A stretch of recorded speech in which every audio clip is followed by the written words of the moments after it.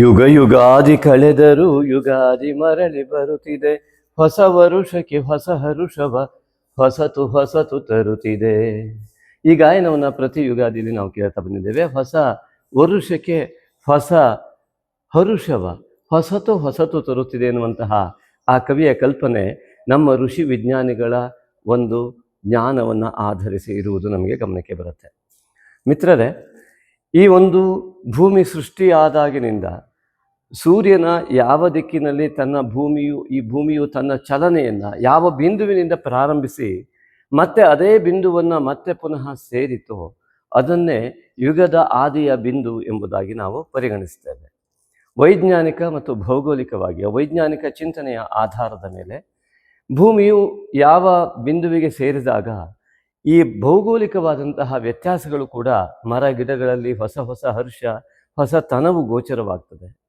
ಹಾಗಾಗಿ ಈ ಭೂಮಿಯು ತನ್ನಲ್ಲಿ ಹಸಿರನ್ನು ಮೈಗೂಡಿಸಿಕೊಂಡು ಅತ್ಯಂತ ಸುಂದರಮಯವಾದಂತಹ ಪ್ರಕೃತಿ ಮಾತೆ ಈ ಭೂಮಾತೆಯಾಗಿ ಕಂಗೊಳಿಸ್ತಾಳೆ. ಈ ಒಂದು ದಿನವನ್ನು ಸುದಿನವನ್ನು ಯುಗಾದಿ ಎಂಬುದಾಗಿ ಹೇಳಿದರು. ಹಾಗಾಗಿ ಇದನ್ನೇ ಹೊಸ ವರುಷ ಎಂಬುದಾಗಿ ಹೇಳುವಂಥದ್ದು. 19/3/26 ಚೈತ್ರ ಮಾಸ ಶುಕ್ಲ ಪಕ್ಷ ಪಾಡ್ಯ. ಈ ಚೈತ್ರ ಮಾಸ ಶುಕ್ಲ ಪಕ್ಷ ಪಾಡ್ಯವೇ ಈ ಭೂಮಿಯು ಸರಿಯಾದ ಸೂರ್ಯನಿಂದ ಯಾವ ದಿಕ್ಕಿನಲ್ಲಿ ಯಾವ ಬಿಂದುವಿನಿಂದ ತನ್ನ ಚಲನೆಯನ್ನು ಪ್ರಾರಂಭಿಸಿತೋ ಅದೇ ಭೂಮಿಯ ಚಲನೆಯ ಬಿಂದುವಾಗಿದೆ. ಹಾಗಾಗಿ ಇದು ಹೊಸ ವರ್ಷ ಇದೇ ಆಗಿದೆ. ಭೂಮಿ ತಿರುಗುವಿಕೆಯಿಂದ ಉಂಟಾಗುವ ತನ್ನ ಸ್ವಸ್ಥಾನಕ್ಕೆ ಮತ್ತೆ ಮರಳುವ ವ್ಯವಸ್ಥೆಯನ್ನೇ ಹೊಸ ವರ್ಷ ಅಥವಾ ಯುಗಾದಿ ಅಂತ ಹೇಳಿದ್ದಾರೆ. ಅಂದರೆ ಭೂಮಿ ತಿರುಗುವಿಕೆಯಿಂದ ಉಂಟಾಗುವಂತಹ ವರ್ಷದ ಹೊಸ ನೂತನತೆ ಈ ಕ್ಯಾಲೆಂಡರ್ ತಿರುಸುವುದರಿಂದ ಬರುವುದಿಲ್ಲ. ಹಾಗಾಗಿ ವೈಜ್ಞಾನಿಕವಾದ ಸತ್ಯವೇ ಯುಗಾದಿಯೇ ನಿಜವಾದ ಹೊಸ ವರ್ಷ. ಮಿತ್ರರೇ, ನಮ್ಮ ಭಾರತೀಯ ಋಷಿ ವಿಜ್ಞಾನಿಗಳ ಆ ಒಂದು ಸಂಪೂರ್ಣ ಭೌಗೋಳಿಕ ಜ್ಞಾನ ಅತ್ಯಂತ ಅದ್ಭುತವಾಗಿರುವುದು ಎಲ್ಲರಿಗೂ ಕೂಡ ತಿಳಿಯದೇ ಇದ್ದರೆ ನಮ್ಮ ಋಷಿ ಮುನಿಗಳ ಆ ಒಂದು ವೈಜ್ಞಾನಿಕ ಜ್ಞಾನವನ್ನು ದಯವಿಟ್ಟು ನೀವು ಯಾವುದಾದ್ರೂ ಮೂಲದ ಮೂಲಕ ಖಂಡಿತ ತಿಳಿದುಕೊಳ್ಳಿ. ನಿಜವಾದ ವೈಜ್ಞಾನಿಕತೆಯ ಅರಿವು ಆಗ ಮೂಡುತ್ತೆ. ಚೈತ್ರ ಮಾಸ ಎಷ್ಟೆಲ್ಲ ಒಂದು ಹೊಸ ವರ್ಷದಲ್ಲಿ ಯಾವ್ಯಾವ ನೂತನತೆಗೆ ಕಾರಣವಾಗುತ್ತೆ. ಅದರಲ್ಲೂ ಈ ಪರಾಭವ ಸಂವತ್ಸರ ಇದು ಅತ್ಯಂತ ಮುಖ್ಯವಾದ ಸಂವತ್ಸರ ಅಂತ ನಮಗೆ ಅನಿಸ್ತಾ ಇದೆ. ಈ ಪರಾಭವ ಸಂವತ್ಸರದಲ್ಲಿ ವಿಶೇಷವಾಗಿ ಪರಾಭವ ಅಂದರೆ ಸೋಲು, ಯಾರಿಗೆ ಸೋಲಾಗತ್ತೆ ಅಂತ ನೋಡಿಕೊಂಡು ಮುಂದೆ ಗ್ರಹ ಸ್ಥಿತಿಯನ್ನು ನೋಡೋಣ. ವಿಶೇಷವಾಗಿ ಈ ಒಂದು ಕೇತು ಮತ್ತು ರಾಹು, ನೀವು ಈ ಒಂದು ಇದರ ಮೂಲಕ ನೋಡ್ತಾ ಹೋದರೆ ಈ ಬೋರ್ಡಿನಲ್ಲಿ ನಮ್ಮ ಯಾವ ಕೃಷ್ಣ ಫಲಕ ಅಂತ ನಾವು ಕರಿತೀವಿ, ಬ್ಲ್ಯಾಕ್ ಬೋರ್ಡ್, ಈ ಬ್ಲ್ಯಾಕ್ ಬೋರ್ಡ್ನಲ್ಲಿ ಈ ಒಂದು ಬಿಳಿಯ ಅಕ್ಷರದಿಂದ ನಮೂದಿತವಾದಂಥ ಈ ಕೇತು ಇರ್ಬೋದು, ಈ ರಾಹು ಇರ್ಬೋದು. ಇದು ಪೂರ್ಣಿಮೆ. ಈ ಚಂದ್ರ 2.5 ದಿನಕ್ಕೆ ಒಂದೊಂದು ಮನೆಯನ್ನು ಎಲ್ಲ ಕಡೆ ಸಂಚರಿಸ್ತಾ ಬರ್ತಾನೆ. ಹಾಗಾಗಿ ಒಂದು ತಿಂಗಳು, ಈ 12 ಮನೆ ದಾಟುವ ಹೊತ್ತಿಗೆ ಒಂದು ತಿಂಗಳಾಗತ್ತೆ. ಇಲ್ಲಿಂದ ಇಲ್ಲಿಗೆ 15 ದಿವಸ ಕೂಡ ಆಗತ್ತೆ. ಹಾಗಾಗಿ ಚಂದ್ರನ ತಿರುಗುವಿಕೆಯ ಮೇಲೆ, ಈ ಭೂಮಿಯ ತಿರುಗುವಿಕೆಯ ಮೇಲೆ ದಿನಗಣನೆ ಆಗ್ತದೆ. ಸೂರ್ಯನ ಸುತ್ತ ತಿರುಗುತ್ತಿರುವ ಭೂಮಿ ತನ್ನ ಸುತ್ತ ತಾನು ಸೂರ್ಯೋದಯದಿಂದ ಮತ್ತೆ ಸೂರ್ಯೋದಯದವರೆಗೆ ತಿರುಗಿದಾಗ ಮತ್ತೆ ಅದೇ ಸೂರ್ಯೋದಯಕ್ಕೆ ಮುಟ್ಟಿದಾಗ ಒಂದು ದಿನ ಅಂತ ಪರಿಗಣನೆ ಆಗತ್ತೆ. ರಾತ್ರಿ ಯಾವತ್ತೂ ಕೂಡ ಅದು ರಾತ್ರಿ ಆಗಿರುತ್ತೆ. ಅದು ಸನ್ ಡೇ.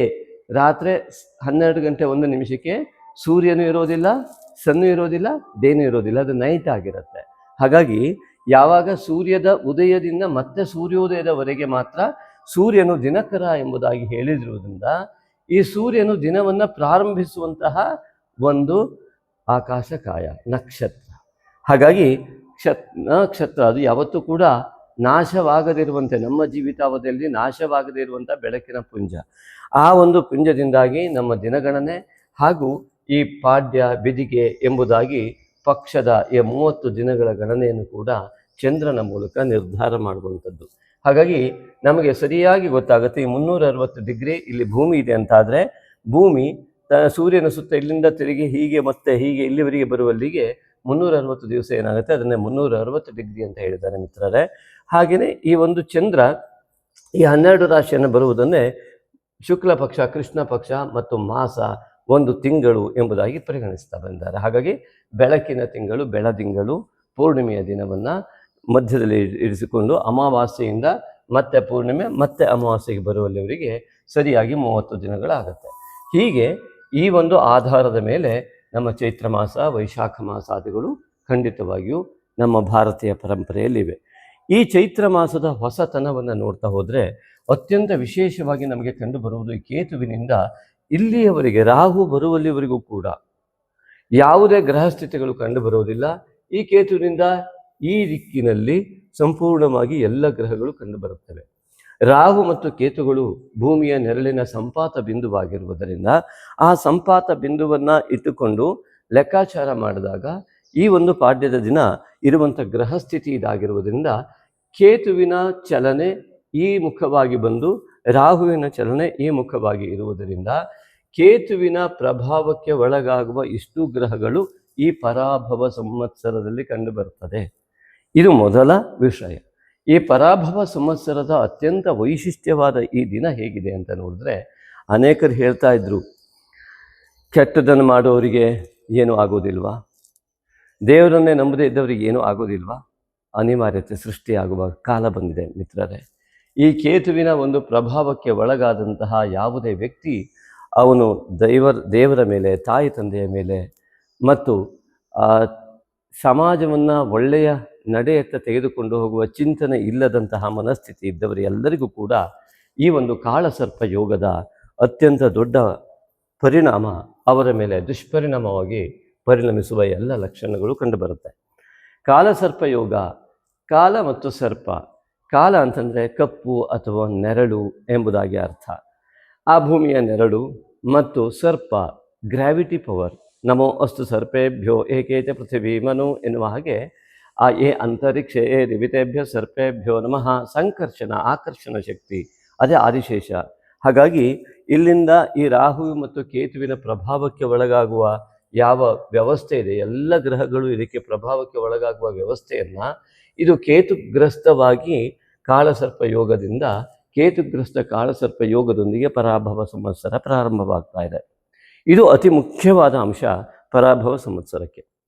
ಹಾಗಾಗಿ ಕೇತುಗ್ರಸ್ತ ಕಾಳಸರ್ಪ ಯೋಗ ಎನ್ನುವಂಥದ್ದೇನಿದೆ, ಈ ಕೇತುವಿನಿಂದ ಗ್ರಸ್ತವಾದಾಗ ಸ್ವಾಭಾವಿಕವಾಗಿ ಕೇತು ಅಧ್ಯಾತ್ಮಕಾರಕನಾಗಿ ಮೋಕ್ಷಕಾರಕನಾಗಿರುವುದರಿಂದ ಸಂವತ್ಸರದ ಹೆಸರು ಕೂಡ ಪರಾಭವ ಎಂಬುದಾಗಿ ಬಂದಿರುವುದರಿಂದಾಗಿ ಈ ಪರಾಭವ ಸಂವತ್ಸರ ಸೋಲನ್ನು, ಯಾರಿಗೆ ಆಧ್ಯಾತ್ಮಿಕತೆಯ ಉನ್ನತಿಯತ್ತ ಗಮನವಿಲ್ಲವೋ ಅವರ ಸೋಲು ಖಂಡಿತ. ಜೀವನದ ಲೌಕಿಕ ಸೋಲನ್ನು ಅನುಭವಿಸುವುದರ ಮೂಲಕ ಅಲೌಕಿಕ ಚಿಂತನೆಗೆ ಬರುವ ಅನಿವಾರ್ಯತೆ ಸೃಷ್ಟಿಯಾಗುವುದೇ ಈ ಪರಾಭವ ಸಂವತ್ಸರದ ಮೂಲ ಒಂದು ವಿಷಯ ಇರುವಂಥದ್ದು. ಹಾಗಾಗಿ ಅಲೌಕಿಕತೆಯತ್ತ ಹೋಗಬೇಕು ಅಂದರೆ ಲೌಕಿಕತೆಯಲ್ಲಿ ಆಸೆಪಟ್ಟ ವಿಷಯಗಳೆಲ್ಲವೂ ಅವರಿಗೆ ತೊಂದರೆದಾಯಕವಾಗಿ ಪರಿಣಮಿಸ್ತದೆ. ಇದನ್ನೇ ಕಾಳಸರ್ಪಯೋಗ ಅಂತ ಕರಿತೀವಿ. ಆದ್ದರಿಂದ ಲೌಕಿಕತೆಯ ಆಸೆಗಳಿಗೆ ಬೆಂಕಿ ಬೀಳುವಂಥ ವ್ಯವಸ್ಥೆ ಕೇತು ಮತ್ತು ರಾಹುವಿನಿಂದ ಉಂಟಾಗಿ ಯಾರೆಲ್ಲ ಈ ಒಂದು ದೇವರನ್ನು ನಂಬದೇ ಇರತಕ್ಕಂಥದ್ದು, ಅಶ್ರದ್ಧೆ ಮತ್ತು ಧರ್ಮದ ವಿರುದ್ಧವಾದ ನಡೆಯನ್ನು ಉಳ್ಳವರು, ಮಾನವೀಯ ಧರ್ಮದ ವಿರುದ್ಧ ಇರತಕ್ಕಂಥವ್ರು ಯಾರ್ಯಾರಿದ್ದಾರೋ ಆ ಮಾನವೀಯ ಧರ್ಮದ ವಿರುದ್ಧ, ಪ್ರಕೃತಿಯ ವಿರುದ್ಧ ಇರತಕ್ಕಂತಹ ಎಲ್ಲ ವ್ಯಕ್ತಿಗಳಿಗೂ ಕೂಡ ಈ ಕೇತುಗ್ರಸ್ತ ಕಾಳಸರ್ಪ ಯೋಗ ಸಂಪೂರ್ಣವಾಗಿ ಪರಾಭವ ಸಂವತ್ಸರದಲ್ಲಿ ಪರಾಭವವನ್ನೇ ಮಾಡುವಂಥದ್ದು. ಆದರೆ ಯಾರಿಗೆ ಕೇತುವಿನ ಗಣಪತಿಯ ಆರಾಧನೆ, ನಾಗ ಆರಾಧನೆ ಇರ್ತದೆಯೋ, ನಾಗಶಕ್ತಿ ವಿನಾಯಕನ ಆರಾಧನೆ ಇರುತ್ತೆಯೋ, ಅವರು ಯಾವುದೇ ರಾಶಿಯಲ್ಲಿ ಹುಟ್ಟಿರಲಿ, ಯಾವುದೇ ರಾಶಿಯಲ್ಲಿ ಹುಟ್ಟಿದ್ದರೂ ಕೂಡ ಅವರು ದೇವರನ್ನು ನಂಬಲೇಬೇಕು ಅಂತ ಇಲ್ಲ, ದೇವರನ್ನು ನಂಬಬಾರದು ಅಂತಲೂ ಇಲ್ಲ. ಹಾಗಾಗಿ ಯಾವುದೇ ರಾಶಿಯಲ್ಲಿ ಹುಟ್ಟಿದ್ದರೂ ಕೂಡ ಈ ಒಂದು ಮನಸ್ಥಿತಿಯ ಇರತಕ್ಕಂತಹ ಯಾವ ವ್ಯಕ್ತಿಗಳಿದ್ದಾರೆ, ಗಣಪತಿ ಮತ್ತು ನಾಗನನ್ನು ಆರಾಧನೆ ಮಾಡುವ ವ್ಯಕ್ತಿಗಳಿದ್ದಾರೆ, ತಾಯಿ ತಂದೆಯನ್ನು ಗೌರವಿಸುವ ವ್ಯಕ್ತಿಗಳಿದ್ದಾರೆ, ಪೂಜ್ಯ ಭಾವದಿಂದ ಗುರು ಹಿರಿಯರನ್ನು ನೋಡುವಂತಹ ವ್ಯಕ್ತಿಗಳಿದ್ದಾರೆ, ಅವರೆಲ್ಲರಿಗೂ ಕೂಡ ಅತ್ಯಂತ ಪರಾಭವದಿಂದ ಜಯವನ್ನು ಉಂಟು ಮಾಡ್ತಕ್ಕಂಥದ್ದು. ಆದ್ದರಿಂದಾಗಿ ಈ ಪರಾಭವದಿಂದ ಜಯವನ್ನು ಉಂಟಾಗ್ತಕ್ಕಂಥದ್ದು. ಯಾಕೆಂದರೆ ಎಲ್ಲಿಯವರೆಗೆ ಕೆಟ್ಟತನದ ಉನ್ನತಿ ಇರುತ್ತೋ ಆಗ ಒಳ್ಳೆಯತನದ ಅವನತಿ ಇರುತ್ತೆ. ಹಾಗಾಗಿ ಅದು ಅಪಜಯ ಅಂತ ಕರೆಸ್ಕೊಳ್ಳುತ್ತೆ. ಇವತ್ತಿನವರೆಗೆ ಯಾರೆಲ್ಲ ಈ ರೀತಿಯಾದ ಅಪಜಯದಲ್ಲಿ ಇದ್ದರೋ ಅವರೆಲ್ಲ ಇನ್ನು ಪರಾಭವದಿಂದ ಮುಕ್ತರಾಗಿ ಸಂಪೂರ್ಣವಾಗಿ ಜಯದ ಕಡೆಗೆ ಹೋಗುವಂಥ ದಿನ. ಯಾರೆಲ್ಲ ಅತ್ಯಂತ ಅಧರ್ಮದಿಂದಲೋ ಅಥವಾ ಮಾನವೀಯ ಧರ್ಮದ ಸತ್ಯದ ನಡೆಯನ್ನು ನಡೆಯದೆ ಧರ್ಮದ ಮಾರ್ಗದಲ್ಲಿ ಹೋಗದ ಯಾವ್ಯಾವ ವ್ಯಕ್ತಿಗಳಿರ್ತಾರೋ ಅಸತ್ಯ ಮಾರ್ಗವು ಎಲ್ಲವೂ ಕೂಡ ಸಂಪೂರ್ಣವಾಗಿ ಪರಾಭವ ಹೊಂದಿ ಅವರಿಗೆ ಅಲೌಕಿಕವಾದ ಜಯವನ್ನು ಕೊಡ್ತಕ್ಕಂಥದ್ದು ಈ ಒಂದು ಪರಾಭವ ಸಂವತ್ಸರ. ಆದ್ದರಿಂದ ಪರಾಭವ ಸಂವತ್ಸರದಲ್ಲಿರುವ ರಾಹು ಕೇತುವಿನಿಂದ ಉಂಟಾಗುವಂತಹ ಕಾಲಸರ್ಪ ಯೋಗವು ಈ ಒಂದು ಸಂವತ್ಸರದಲ್ಲಿ ನಾಗಶಕ್ತಿ ವಿನಾಯಕನ ಆರಾಧನೆಯನ್ನು ಯಾರೆಲ್ಲ ಮಾಡ್ತಾರೆ, ಆ ವಿನಾಯಕನಿಂದ, ಕೇತುವಿನಿಂದ ಉಂಟಾಗುವ ಮತ್ತು ರಾಹುವಿನಿಂದ ಉಂಟಾಗುವಂತಹ ದೋಷವನ್ನು ನಾಗನು ಸಂಪೂರ್ಣವಾಗಿ ನಿವಾರಣೆ ಮಾಡುವ ಮೂಲಕವಾಗಿ ಅವರ ಜೀವನದಲ್ಲಿ ಹೊಸತನವನ್ನು, ಹೊಸ ಹರುಷವನ್ನು ಖಂಡಿತವಾಗಿ ಉಂಟು ಮಾಡ್ತಾನೆ. ಹಾಗೆ ಇದನ್ನು ನೋಡಿದಾಗ ಈ ಒಂದು ಗ್ರಹ ಸ್ಥಿತಿಯನ್ನು ಗಮನಿಸಿದಾಗ 25/3/26 ಬುಧವಾರ ಸಪ್ತಮಿಯ ದಿವಸ ಶುಕ್ರ ಮೇಷರಾಶಿಯನ್ನು ಪ್ರವೇಶ ಮಾಡ್ತಾ ಇದ್ದಾನೆ. ಹಾಗೆ 2/4/26 ಗುರುವಾರ ಆ ಒಂದು ಪೌರ್ಣಿಮೆಯ ದಿವಸ ಕುಜಗ್ರಹವು ಮೀನರಾಶಿಯನ್ನು ಪ್ರವೇಶ ಮಾಡ್ತಾ ಇದ್ದಾನೆ. 10/4/26 ಶುಕ್ರವಾರ ದಿವಸ ಅಷ್ಟಮಿಯ ದಿವಸ ಬುಧನು ಮೀನರಾಶಿಯನ್ನು ಪ್ರವೇಶ ಮಾಡ್ತಾ ಇದ್ದಾನೆ. 14/4/26 ಮಂಗಳವಾರ ಆ ರವಿಯು ಮೇಷರಾಶಿಯನ್ನು ಪ್ರವೇಶ ಮಾಡ್ತಾ ಇದ್ದಾನೆ. ಹಾಗೆ 2/4/26 ಗುರುವಾರದಂದು ಕನ್ಯಾ ರಾಶಿಯಲ್ಲಿ ಪೌರ್ಣಿಮೆ ಕೂಡ ಸಂಭವಿಸ್ತಾ ಇದೆ. 17/4/26 ಶನಿವಾರದಂದು ಮೀನ ರಾಶಿಯಲ್ಲಿ ಅಮಾವಾಸ್ಯೆ ಘಟಿಸ್ತಾ ಇದೆ. 27/3/26 ಶುಕ್ರವಾರ ಈ ಶ್ರೀರಾಮನವಮಿ. ಎಲ್ಲರಿಗೂ ಕೂಡ ಹೊಸ ವರ್ಷದ ಶುಭಾಶಯಗಳೊಂದಿಗೆ ಶ್ರೀರಾಮನವಮಿಯ ಶುಭಾಶಯಗಳು. ಕನ್ಯಾ ರಾಶಿ ಸಂಜಾತರ ಎಲ್ಲರಿಗೂ ಕೂಡ ಈ ಒಂದು ಪರಾಭವ ಸಂವತ್ಸರದ ಚೈತ್ರ ಮಾಸಕ್ಕೆ ಆತ್ಮೀಯ ಸ್ವಾಗತ. ಕನ್ಯಾ ರಾಶಿಯ ಅಧಿಪತಿಯಾದಂತಹ ಬುಧ ಸಪ್ತಮಕ್ಕೆ ಪ್ರವೇಶ ಮಾಡ್ತಾ ಇರುವುದು ಅತ್ಯಂತ ಉತ್ತಮವಾದಂತಹ ಒಂದು ಯೋಗ. ಜೊತೆಗೆ ಈ ಒಂದು ಸಪ್ತಮದಿಂದ ನಂತರದಲ್ಲಿ ದಶಮದಲ್ಲಿರ್ತಕ್ಕಂತಹ ಇದು ಕೂಡ ಬುಧನ ಮನೆ ಮಿಥುನ ರಾಶಿ. ಅಲ್ಲಿ ಗುರು ಸಪ್ತಮಾಧಿಪತಿಯಾಗಿಯೂ ಚತುರ್ಥಾಧಿಪತಿಯಾಗಿಯೂ ವಿರಾಜಮಾನನಾಗಿರುವಂಥದ್ದು ಈ ಒಂದು ಚೈತ್ರ ಮಾಸದಲ್ಲಿ ಕನ್ಯಾ ರಾಶಿಯವರಿಗೆ ಒಂದು ಆನೆಯ ಬಲ. ಮಿತ್ರರೇ, ಕನ್ಯಾ ರಾಶಿಯವರಿಗೆ ಅಥವಾ ಇನ್ಯಾವುದೇ ರಾಶಿಯವರಿಗೆ 3 ರೀತಿಯ ಫಲಗಳು ಲಭ್ಯವಾಗುತ್ತೆ. ಯಾವ ರೀತಿಯಾಗಿ ಅಂದರೆ ನೀಚ, ಮಧ್ಯಮ, ಉತ್ತಮ ಎಂಬುದಾಗಿ.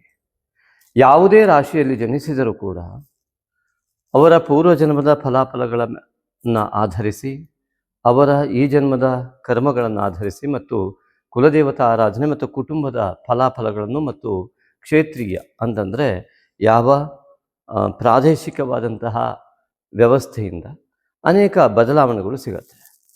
ಹಾಗಾಗಿ ಈ ಒಂದು ಕನ್ಯಾ ರಾಶಿ ಸಂಜಾತರಿಗೂ ಕೂಡ ಅದೇ ರೀತಿಯಾಗಿ ಕೆಲವರಿಗೆ ನೀಚ ಫಲ, ಕೆಲವರಿಗೆ ಮಧ್ಯಮ ಫಲ, ಕೆಲವರಿಗೆ ಉತ್ತಮ ಫಲ ಲಭ್ಯವಾಗುತ್ತೆ. ಒಂದೊಂದು ವ್ಯಕ್ತಿಯಲ್ಲೂ ಹೇಗೆ ಭಿನ್ನತ್ವ ಇದೆಯೋ, ಒಂದು ಹೆಬ್ಬೆರಳಿನ ಭಿನ್ನತ್ವದಿಂದ ಹಿಡಿದು ನಾವು ತಂಬೆಯನ್ನು ಹಾಕ್ತೀವಲ್ಲ, ಅದು ಕೂಡ ಎಷ್ಟೊಂದು ಭಿನ್ನತ್ವ ಇರುವುದಿಲ್ವಾ? ಹಾಗೆಯೇ ಫಲಾಫಲಗಳಲ್ಲೂ ಅಷ್ಟೇ ಭಿನ್ನತ್ವ ಇರುತ್ತೆ. ಆದರೆ ಅದನ್ನು 3 ವಿಭಾಗದಲ್ಲಿ ವಿಭಜಿಸಲಾಗುತ್ತೆ, ನೀಚ, ಮಧ್ಯಮ, ಉತ್ತಮ ಎಂಬುದಾಗಿ. ಕನ್ಯಾ ರಾಶಿ ಸಂಜಾತರೆಲ್ಲರಿಗೂ ಕೂಡ ನಾವೇನು ವಿಡಿಯೋ ಬಿಡ್ತಾ ಇದ್ದೇವೆ, ನೀವು 10,000 ಜನ ನೋಡಿದ್ರೆ 10,000ಗೂ ಉತ್ತಮ ಫಲವನ್ನೇ ಪಡೆಯುವಂಥ ಆಗಲಿ ಎನ್ನುವ ಉದ್ದೇಶದಿಂದ ಬಿಡ್ತಾ ಇದ್ದೇವೆ. ಇದು ಸಾಧ್ಯವ ಕೇಳಿದ್ರೆ ಖಂಡಿತ ಸಾಧ್ಯ. ನೀಚ ಫಲವನ್ನು ಪಡೆಯುವಂಥವರಿಗೂ ಕೂಡ ಉತ್ತಮ ಫಲವನ್ನು ಪಡೆಯಲಿಕ್ಕೆ ಭಗವಂತ ಅವಕಾಶ ಕೊಟ್ಟಿರ್ತಾನೆ. ಮಧ್ಯಮ ಫಲದ ವ್ಯವಸ್ಥೆ ಇದ್ದವರಿಗೂ ಕೂಡ ಉತ್ತಮ ಫಲ ಪಡೆಯುವಂಥ ವ್ಯವಸ್ಥೆ ಕೊಟ್ಟಿರ್ತಾನೆ. ಅದೇ ಮನಸ್ಸು ಬುದ್ಧಿಯಿಂದ ಉತ್ತಮ ಫಲವನ್ನು ಪಡೆಯುವಂತಹ ವ್ಯಕ್ತಿಗಳು ಕೂಡ ನೀಚ ಫಲವನ್ನು ಪಡೆಯುವವರು ಇದ್ದಾರೆ. ಆದ್ದರಿಂದಾಗಿ ಇಲ್ಲಿ ನಾವು ಹೇಳುವಂತಹ ಯಾವ ರಾಶಿ ಭವಿಷ್ಯ ಇದೆ, ಈ ರಾಶಿ ಭವಿಷ್ಯವನ್ನು ನೀವು ಆಧರಿಸಿ ಉತ್ತಮ ಫಲವನ್ನು ಪಡೆಯಲಿಕ್ಕಾಗಿಯೇ ನೀವು ಪ್ರಯತ್ನ ಮಾಡಿ ಎಂಬುದಾಗಿ ನಮ್ಮ ಆತ್ಮೀಯ ವಿನಂತಿ. ಮಿತ್ರರೇ, 10,000 ಜನ ಈ ವಿಡಿಯೋ ನೋಡಿದ್ರು 100 ಜನ ಶೇರ್ ಮಾಡ್ಬೋದು ಅಷ್ಟೇ. ಯಾಕೆಂದರೆ ಇದು ಒಳ್ಳೆಯ ಮಾಹಿತಿ ಆಗಿದ್ದಾಗ ಅದನ್ನು ಹೆಚ್ಚಿಗೆ ಶೇರ್ ಮಾಡಬೇಕು ಅಂತ ಬಹಳ ಜನರಿಗೆ ಅನಿಸೋದಿಲ್ಲ. ಕ್ಲಾಸ್ನಲ್ಲಿ ಒಂದೇ ಲೆಕ್ಚರು, ಒಂದೇ ಸಿಲೆಬಸ್ ಇದ್ದು ಪಾಠ ಮಾಡಿದಾಗ 50 ಜನ ಮಕ್ಕಳಿದ್ರೆ 10 ಜನ ಔಟ್ ಆಫ್ ಔಟ್ ಬರ್ಬೋದು. ಉಳಿದವ್ರಿಗೇನು ಬೇಡ ಅಂತ ಯಾರೂ ಹೇಳಿಲ್ಲ, ಆದರೆ ಬರೋದಕ್ಕೆ ಇಚ್ಛೆ ಇರೋದಿಲ್ಲ. ಯಾಕೆಂದರೆ ಆ ಒಂದು ರೀತಿಯಲ್ಲಿ ಸಮಾಜ ಇರುತ್ತೆ. ಅದೇ ರೀತಿಯಾಗಿ ಆ ಒಂದು 10 ಜನರಲ್ಲಿ ನೀವು ಆಗುವಂತೆ ಆ ಒಂದು 100 ಜನರಲ್ಲಿ ಶೇರ್ ಮಾಡುವಂತಹ ವ್ಯಕ್ತಿಗಳು ನೀವು ಆದರೆ ನಿಮ್ಮ ಮನೋವೈಶಾಲ್ಯತೆಗೆ ಹಿಡಿದ ಕನ್ನಡಿ, ಸಂಸ್ಕಾರಕ್ಕೆ ಹಿಡಿದ ಕನ್ನಡಿ ಆಗಿರುತ್ತೆ. ಯಾಕೆಂದರೆ ಒಳ್ಳೆಯ ವಿಷಯಗಳನ್ನು ಪ್ರಸರಣ ಮಾಡಿ ಸಮಾಜವನ್ನು ಉನ್ನತ ಮಟ್ಟಕ್ಕೆ ಒಯ್ಯುವಂತಹ ಒಂದು ಸಾಮಾನ್ಯವಾದಂತಹ ಮನೋವೈಶಾಲ್ಯತೆ ಪ್ರತಿಯೊಬ್ಬರಿಗೂ ಬರಲಿ. ಹಾಗಾಗಿ ಕನ್ಯಾ ರಾಶಿಯ ಸಂಜಾತ ಎಲ್ಲರಿಗೂ ಕೂಡ ಉತ್ತಮ ಫಲ ಸಿಗಲಿ. ನಿಮ್ಮ ಒಂದು ಸಂಸ್ಕಾರಕ್ಕೆ ನಮ್ಮ ಆತ್ಮೀಯ ಧನ್ಯವಾದಗಳು. ಸಬ್ಸ್ಕ್ರೈಬ್ ಮಾಡಿ ನಮ್ಮ ಎಲ್ಲ ವಿಡಿಯೋಕ್ಕಾಗಿ. ಹಾಗೆಯೇ ಈ ವಿಡಿಯೋದ ಕೊನೆಯಲ್ಲಿ ನಿಮಗೆ ಪರಿಹಾರ ಅಂಗವಾಗಿ 2ನೇ ಬಾರಿ ಅಪ್ಡೇಟ್ ಮಾಡಿದಂತಹ ನಾಗಶಕ್ತಿ ವಿನಾಯಕನ ಒಂದು ಮಾನಸ ಪೂಜಾ ಆರಾಧನೆ ಇದೆ. ಅದರ ಸಂಪೂರ್ಣ ಸದುಪಯೋಗ ಮಾಡಿಕೊಳ್ಳಿ. ಈಗಾಗಲೇ ಅದನ್ನು ಮಾಡಿಕೊಂಡಂಥವರು ಉತ್ತಮವಾದ ಫೀಡ್ಬ್ಯಾಕ್ ಕೊಟ್ಟಿದ್ದಾರೆ. ಅವರಿಗೆಲ್ಲ ಒಳ್ಳೆಯದಾಗಿದೆ, ನಿಮಗೂ ಒಳ್ಳೆಯದಾಗಲಿ ಅಂತ ನಾವು ಹೇಳ್ತೇವೆ. ಹಾಗಾಗಿ ಒಳ್ಳೆಯದನ್ನಾಗಿ ಸ್ವೀಕರಿಸುವ ಮನೋಭಾವ ನಿಮ್ಮದಾಗಿದ್ದಲ್ಲಿ ಖಂಡಿತವಾಗಿಯೂ ನಿಮಗೆ ಒಳ್ಳೆಯದೇ ಆಗೇ ಆಗುತ್ತೆ. ಆ ಒಂದು ಆತ್ಮವಿಶ್ವಾಸ ನಮಗಿದೆ. ಆದ್ದರಿಂದ ಇದನ್ನು ಇವತ್ತಿನಿಂದ ಇಂತಹ ಒಳ್ಳೆಯ ವಿಡಿಯೋಗಳನ್ನು, ನನ್ನ ವಿಡಿಯೋಗಳು ಅಂತ ಅಲ್ಲ, ಸಮಾಜಕ್ಕೆ ಹಿತವನ್ನು ನೀಡ್ತಕ್ಕಂತಹ ಯಾವುದೇ ವಿಡಿಯೋಗಳಿದ್ದರೂ ಕೂಡ ನಿಮ್ಮೊಂದು ನೋಡಿ ನಿಮಗೊಂದೇ ಹಿತವಾಗಬೇಕು ಅಂತ ಸ್ವಾರ್ಥಪರವಾಗಿ ಬಯಸದೆ ಇದನ್ನು ಶೇರ್ ಮಾಡಿ, ಕಾಮೆಂಟ್ಗಳನ್ನು ಕೂಡ ಮಾಡಿ, ಆ ಮೂಲಕವಾಗಿ ಅನೇಕರಿಗೆ ಇದನ್ನು ಹಂಚುವ ಮೂಲಕ ನೀವು ಒಂದು ಒಳ್ಳೆಯ ವಿಷಯವನ್ನು ಪ್ರಸರಣ ಮಾಡುವಂತಹ ಭಾಗಿನರಾಗಿ ನಿಮ್ಮ ಪುಣ್ಯಾಂಶವನ್ನು ಹೆಚ್ಚಿಸಿಕೊಳ್ಳಿ ಅಂತ ಕೇಳ್ತಾ, ಆ ಒಂದು 10,000 ಜನರಲ್ಲಿರುವ 100 ಜನರು ನೀವಾಗಿ ಎಂಬುದಾಗಿ ಪ್ರಾರ್ಥಿಸ್ತಾ ನಿಮ್ಮ ಈ ಉತ್ತಮ ಸಂಸ್ಕಾರಕ್ಕೆ ನಮ್ಮ ಧನ್ಯವಾದಗಳನ್ನು ಹೇಳ್ತಾ ಮುಂದುವರಿಸ್ತೇವೆ. ಮಿತ್ರರೇ, ಈ ಒಂದು ಕನ್ಯಾ ರಾಶಿಯಲ್ಲಿ ಪೂರ್ಣಿಮೆಯು ಕೂಡ ಸಂಭವಿಸ್ತಾ ಇದೆ ಮತ್ತು ಈ ಒಂದು ಮೀನ ರಾಶಿಯಲ್ಲಿ ಸಮಸಪ್ತಕದಲ್ಲಿ ಅಮಾವಾಸ್ಯೆ ಕೂಡ ಸಂಭವಿಸ್ತಾ ಇದೆ. ಈ ಅಮಾವಾಸ್ಯೆ ಸಂಭವಿಸ್ತಾ ಇರುವಂಥದ್ದು ಅತಿ ಉತ್ತಮವಾದ ಫಲವನ್ನು ನೀಡುತ್ತೆ. ಯಾವಾಗ? ಪೌರ್ಣಿಮೆ ಸಂಭವಿಸ್ತಾ ಇರೋದು ಅತಿ ಉತ್ತಮವಾದ ಫಲವನ್ನು ನೀಡುತ್ತೆ. ಯಾವಾಗ? ಮತ್ತು ಈ ಬುಧನ ಆಧಿಪತ್ಯ 6ನೇ ಮನೆಯಿಂದ 7ನೇ ಮನೆಗೆ ಹೋದಾಗ ಏನು ಫಲ ಸಿಗುತ್ತೆ, ಹಾಗೂ ದಶಮದಲ್ಲಿರುವ ಗುರು ಹೇಗೆ ಕೆಲಸ ಮಾಡ್ತಾನೆ, ಮತ್ತು ಸಪ್ತಮದಲ್ಲಿ ರವಿ ಶುಕ್ರರಿದ್ದು ಅಷ್ಟಮಕ್ಕೆ ಹೋಗುವುದರಿಂದ ಏನಾದರೂ ಸಮಸ್ಯೆ ಆಗತ್ತಾ? ಈ ರೀತಿಯಾಗಿ ರಾಹು ಕುಜ ಸೇರಿದಾಗ ಮಹಾಯುದ್ಧ ಪ್ರಾರಂಭ ಆಗಿದೆ. ಅನೇಕರಿಗೆ ತೊಂದರೆಗಳು ಕೂಡ ಆಗಿದೆ. ಅಂದರೆ ಯುದ್ಧ ಇಲ್ಲದ ಸ್ಥಳದಲ್ಲೂ ವೈಯಕ್ತಿಕವಾದ ದೋಷಗಳನ್ನು ಅನುಭವಿಸ್ತಾ ಇರುವವರು ಖಂಡಿತವಾಗಿಯೂ ಇದ್ದಾರೆ. ಹಾಗೆಯೇ ಈ ಒಂದು ಪರಾಭವ ಸಂವತ್ಸರ ಕೇತು ರಾಹುವಿನ ಪ್ರಾಧಾನ್ಯತೆಯನ್ನು ಹೊಂದಿ ಕೇತುಗ್ರಸ್ತ ಕಾಳಸರ್ಪ ಯೋಗದ ಜೊತೆಗೆ ಇದು ಪ್ರಾರಂಭ ಆಗಿಬಿಟ್ಟಿದೆ. ಹಾಗಾಗಿ ಕನ್ಯಾ ರಾಶಿಯವರಿಗೆ ಏನಾಗತ್ತೆ? ಯಾಕೆ ನೋಡಿ, ಮಾಸವನ್ನು ನಿರ್ಧಾರ ಮಾಡುವುದೇ ಹುಣ್ಣಿಮೆಯಿಂದ. ಆ ಪೌರ್ಣಿಮೆಯು ಕನ್ಯಾ ರಾಶಿಯಲ್ಲಿ ಈ ಬಾರಿ ಆಗಿದೆ. ಅದರಲ್ಲೂ ಹಸ್ತ ನಕ್ಷತ್ರದಲ್ಲಿ ಆಗಿದೆ. ಚಿತ್ತಾ ನಕ್ಷತ್ರದಲ್ಲಿ ಆಗಬೇಕಾದ ಹುಣ್ಣಿಮೆ ಹಸ್ತ ನಕ್ಷತ್ರದಲ್ಲಾಗಿದೆ. ಹಾಗೆ ಈ ಬಾರಿ ಯುಗಾದಿ ಪಾಡ್ಯ ಸೂರ್ಯೋದಯಕ್ಕೆ ಸಿಗದೇ ಇರುವ ರೀತಿಯಲ್ಲಿ 19ರ ಬೆಳಗ್ಗೆ ಅಮಾವಾಸ್ಯೆ ಇದ್ದು ಆವತ್ತೇ ಯುಗಾದಿಯನ್ನು ಆಚರಿಸುವಂತಹ ಅನಿವಾರ್ಯತೆ ಕೂಡ ಸೃಷ್ಟಿಯಾಗಿ ಹೋಗಿದೆ. ಹಾಗಾಗಿ ಅಮಾವಾಸ್ಯೆಯ ಪರಿಣಾಮ ತುಂಬ ಪ್ರಬಲವಾಗಿರುತ್ತೆ. ಆದ್ದರಿಂದಾಗಿ ಈ ಬಾರಿಯ ಒಂದು ಹೊಸ ವರ್ಷ ಪ್ರಾರಂಭವಾಗಿದ್ದೇ ಸೂರ್ಯೋದಯದಲ್ಲಿ ಅಮಾವಾಸ್ಯೆ ಸಿಕ್ಕ ಸಂದರ್ಭದಲ್ಲಿ. ಆದ್ದರಿಂದಾಗಿ ಅಮಾವಾಸ್ಯೆಯ ಅನುಷ್ಠಾನ ಅತ್ಯಂತ ಮುಖ್ಯ. ಬುಧನು ಕೂಡ ಅಲ್ಲಿಯೇ ಸಂಚಾರ ಮಾಡ್ತಾ ಇದ್ದಾನೆ. ಮೀನ ರಾಶಿಯಲ್ಲಿ ಆಗುವಂತಹ ಅಮಾವಾಸ್ಯೆ ನಮ್ಮ ಅನುಷ್ಠಾನ ಹೇಗಿರಬೇಕು ಇದನ್ನೆಲ್ಲ ನೋಡೋಣ ಬನ್ನಿ. ಮುಖ್ಯವಾಗಿ ರಾಶಿಯ ಅಧಿಪತಿಯನ್ನು ನಾವು ಗಮನಿಸ್ತಾ ಹೋದರೆ, ರಾಶಿಯ ಅಧಿಪತಿಯು ಈಗಾಗಲೇ 6ನೇ ಮನೆಯಲ್ಲಿ ರಾಹುವಿನ ಜೊತೆಗಿದ್ದು, ನಂತರದಲ್ಲಿ ಬುಧ 10-4-26 ಏಪ್ರಿಲ್ 10ನೇ ತಾರೀಕಿನ ದಿವಸ ಶುಕ್ರವಾರ ಅಷ್ಟಮಿಯ ದಿವಸ ಅವನು ಮೀನರಾಶಿಯನ್ನು ಪ್ರವೇಶ ಮಾಡ್ತಾ ಇದ್ದಾನೆ. ಆ ಏಪ್ರಿಲ್ 14ರವರೆಗೂ ಕೂಡ 14ರಲ್ಲಿ ರವಿಯು ಅಲ್ಲಿ ಸಂಚಾರ ಮಾಡ್ತಾನೆ, ಮೇಷರಾಶಿಗೆ ಉಚ್ಚ ಸ್ಥಾನಕ್ಕೆ ಬರ್ತಾನೆ. ಹಾಗೂ ಈ ಬುಧನು ಅಷ್ಟಮಿಯಂದು 10ನೇ ತಾರೀಕಿನವರೆಗೆ ಇಲ್ಲಿಯೇ ಇರ್ತಾನೆ, ರಾಹು ಜೊತೆಗೆ ಇರ್ತಾನೆ. ಏಪ್ರಿಲ್ 10ರವರೆಗೂ ಕೂಡ ರಾಹು ಗ್ರಸ್ತತೆಯನ್ನು ಪಡೆದಂತಹ, ರಾಹುವಿನಿಂದ ಪೀಡಿತನಾಗಿ ಗ್ರಸ್ತನೂ ಆಗಿರ್ತಕ್ಕಂಥ ಬುಧ, ಅಂದರೆ ರಾಹುವಿನ ಅತಿ ಸಾಮೀಪ್ಯದಲ್ಲಿರ್ತಕ್ಕಂತಹ ಒಂದು ವ್ಯವಸ್ಥೆಯನ್ನು ಬುಧ ಹೊಂದಿದ್ದಾನೆ. ನೈಋತ್ಯ ದಿಕ್ಕಿನಲ್ಲಿ ರಾಹುವನ್ನು, ಈಶಾನ್ಯ ದಿಕ್ಕಿನಲ್ಲಿ ಬುಧನನ್ನು ಸ್ಥಾಪಿಸುವುದು ನಮ್ಮ ಪರಂಪರೆ, ಸನಾತನ ಧರ್ಮದ ಪೂಜಾ ವಿಧಾನ. ನಮ್ಮ ಸನಾತನ ಪರಂಪರೆ ಎನ್ನುವುದು, ಪೂಜಾ ವಿಧಾನ ಎನ್ನುವುದು ಭೌಗೋಳಿಕ ವ್ಯವಸ್ಥೆಯನ್ನು ಇಟ್ಕೊಂಡು ಆಗಿರುವಂಥದ್ದು, ಕೇವಲ ಯಾವುದೋ ಪೇಪರ್ ಮೇಲೆ ಆಗಿರುವಂಥದ್ದಲ್ಲ. ಹಾಗಾಗಿ ಇಲ್ಲಿ ನಮ್ಮ ಭೌಗೋಳಿಕ ವ್ಯವಸ್ಥೆಯ ಅತ್ಯಂತ ವೈಜ್ಞಾನಿಕ ಚಿಂತನೆ ಇರುವಂಥ ಋಷಿಮುನಿಗಳು ಇದನ್ನೆಲ್ಲ ಅತ್ಯಂತ ಸೂಕ್ಷ್ಮವಾಗಿ ಗಮನಿಸಿರುವಂಥವರು. ಅವರು ಈ ರಾಹುವನ್ನು ನೈಋತ್ಯದಲ್ಲೂ ಬುಧನನ್ನು ಈಶಾನ್ಯದಲ್ಲೂ ಇಡ್ತಾ, ಬುಧ ಬುದ್ಧಿಕಾರಕನಾಗಿ ನಿಶ್ಚಯಾತ್ಮಕ ಬುದ್ಧಿ ಅಂತ ಹೇಳ್ತಾರೆ. ನಾವು ಮನಸ್ಸಿನಲ್ಲಿ ಯೋಚನೆಗಳನ್ನು ಮಾಡ್ತಾ 100 ಯೋಚನೆಗಳು ಬಂದರೆ ಒಂದು ನಿರ್ಧಾರವನ್ನು ತೆಗೆದುಕೊಳ್ಳುವುದರಿಂದ, ಯೋಚನೆಯನ್ನು ಆಧರಿಸಿ ನಿರ್ಧಾರವನ್ನು ತೆಗೆದುಕೊಳ್ಳುವುದರಿಂದ ಚಂದ್ರಪುತ್ರೋ ಮಹಾದ್ಯುತಿ, ಆ ಮನಸ್ಸಿನ ಆ ಯೋಚನೆಗಳ ಮೂಲಕವಾಗಿ ಹುಟ್ಟುವಂತಹ ನಿರ್ಧಾರ. ಆದ್ದರಿಂದ ಆ ಮನಸ್ಸಿನ ಮಗ, ಚಂದ್ರನ ಮಗ ಬುಧ ಎಂಬುದಾಗಿ ಹೇಳ್ತಾರೆ. ಚಂದ್ರಪುತ್ರ ಮಹಾದ್ಯುತಿ, ಮನಸ್ಸಿನ ಯೋಚನೆಗಳನ್ನು ಅವಲಂಬಿಸಿಯೇ ನಿರ್ಧಾರವು ಹೊರಬರುವುದರಿಂದಾಗಿ ಚಂದ್ರಪುತ್ರನಾದಂಥವನು ಇಲ್ಲೇ ಇದ್ದು ತಾಯಿ ಮಗ, ತಾಯಿಯು ಅಮಾವಾಸ್ಯೆಯನ್ನು ಮತ್ತು ಬುಧನು ಇಲ್ಲಿ 10ನೇ ತಾರೀಕಿನ ನಂತರ ತಾಯಿಯ ಜೊತೆ ಅಲ್ಲಿ ಬರುವಂತಹ ಯೋಚನೆ, ಅಲ್ಲಿ ಸೇರುವಂತಹ ಯೋಗಗಳು ಬರ್ತವೆ. ಹಾಗಾಗಿ ಚಂದ್ರ ಬುಧ ಯಾವಾಗ ಯುತಿ ಆಗ್ತಾರೋ ಆ ಒಂದು ಸಂದರ್ಭದಲ್ಲಿ ಬುಧ ಮೀನರಾಶಿಯಲ್ಲಿ ಮತ್ತು ಅದಕ್ಕೂ ಮುಂಚಿತವಾಗಿ ಕುಂಭರಾಶಿಯಲ್ಲಿದ್ದು ಚಂದ್ರ ಇಲ್ಲಿ ಸಂಚಲನ ಮಾಡುವಾಗ ಬುಧ ಚಂದ್ರ ಯುತಿ ಒಮ್ಮೆ ಆಗತ್ತೆ. ಆ ಬುಧ ಚಂದ್ರ ಯುತಿಯ ಸಂದರ್ಭದಲ್ಲಿ ನೀವು ನಕ್ಷತ್ರಗಳನ್ನು ಗಮನಿಸಿ. ಚಂದ್ರ ನಕ್ಷತ್ರ ಮತ್ತು ಬುಧ ನಕ್ಷತ್ರ ಯಾವತ್ತಿದೆಯೋ ಆ ದಿನ ನೀವು ವಿಶೇಷವಾದ ಅನುಷ್ಠಾನವನ್ನು ಮಾಡಿಕೊಳ್ಬೇಕಾಗತ್ತೆ. ವಿಶೇಷವಾಗಿ ಅಮಾವಾಸ್ಯೆಯಲ್ಲೂ ಕೂಡ ಮಾಡಿಕೊಳ್ಬೇಕು. ಯಾವುದಕ್ಕಾಗಿ? ನಿಮ್ಮ ಜೀವನದ ಉತ್ತಮ ನಿರ್ಧಾರಗಳಿಗಾಗಿ. ಆಗ ನೀವು ತೆಗೆದುಕೊಳ್ಳುವಂತಹ ನಿರ್ಧಾರ ಅತ್ಯಂತ ಉತ್ತಮವಾದಂತಹ ಫಲ ಸಿಗತ್ತೆ. ಆದರೆ ಸಂಕಲ್ಪ ಮಾಡೋದು ಸರಿ, ಮಾಡೋದೇನು ಅಂತ ಕೇಳಿದರೆ ಇಲ್ಲಿ ತುಂಬ ಮುಖ್ಯವಾದ ವಿಚಾರಗಳೆರಡಿದೆ. ಒಂದು, ಈ ಬುದ್ಧಿಕಾರಕನ ಬುಧನ ಸಂಪೂರ್ಣ ಫಲಕ್ಕಾಗಿ ಆಂಜನೇಯನ ಆರಾಧನೆ ಬೇಕೇ ಬೇಕು. ಆಂಜನೇಯನನ್ನು ಅನುಷ್ಠಾನಿಸುವಂಥದ್ದು. ಆನಂತರದಲ್ಲಿ ಈ ಒಂದು ಚಂದ್ರ ಮತ್ತು ಕೆಲವರು ಚೌಡೇಶ್ವರಿಯನ್ನು ಆರಾಧನೆ ಮಾಡ್ತಾರೆ, ತಾಯಿಯನ್ನು ಆರಾಧನೆ ಮಾಡ್ತಾರೆ, ದುರ್ಗಾದೇವಿಯನ್ನು ಆರಾಧನೆ ಮಾಡ್ತಾರೆ. ಆ ಆರಾಧನೆಯ ಸಂಕಲ್ಪಗಳು ಮತ್ತು ಮುಖ್ಯವಾಗಿ ನಿಮ್ಮ ಸ್ವಂತ ತಾಯಿಗೆ ನಿತ್ಯ ನಮಸ್ಕಾರ, ಅದನ್ನು ಮಾಡಿದಾಗ ಇದರ ಫಲ ಎಲ್ಲ ಸಿಗುತ್ತೆ. ಆದ್ದರಿಂದಾಗಿ ಈ ಒಂದು ಚಂದ್ರನ ಮತ್ತು ಬುಧನ ಯುತಿಯ ಜೊತೆಗೆ ಈ ರಾಹು 10ನೇ ತಾರೀಕಿನವರೆಗೆ ಇಲ್ಲಿ ಯಾವ ಬುಧ ರಾಹು ಯುತಿ ಇರ್ತದೆ, ಇದು ನಿಮ್ಮ ನಿರ್ಧಾರಗಳನ್ನು ಸಂಪೂರ್ಣವಾಗಿ ಹಾಳು ಮಾಡುವಂಥ ವ್ಯವಸ್ಥೆಯನ್ನು ರಾಹು ಮಾಡ್ತಾನೆ. ನಿಮಗೆ ಮಾನಸಿಕ ಚಂಚಲತೆಯನ್ನು, ಬೌದ್ಧಿಕ ಚಂಚಲತೆಯನ್ನು ನೀಡ್ತಾನೆ.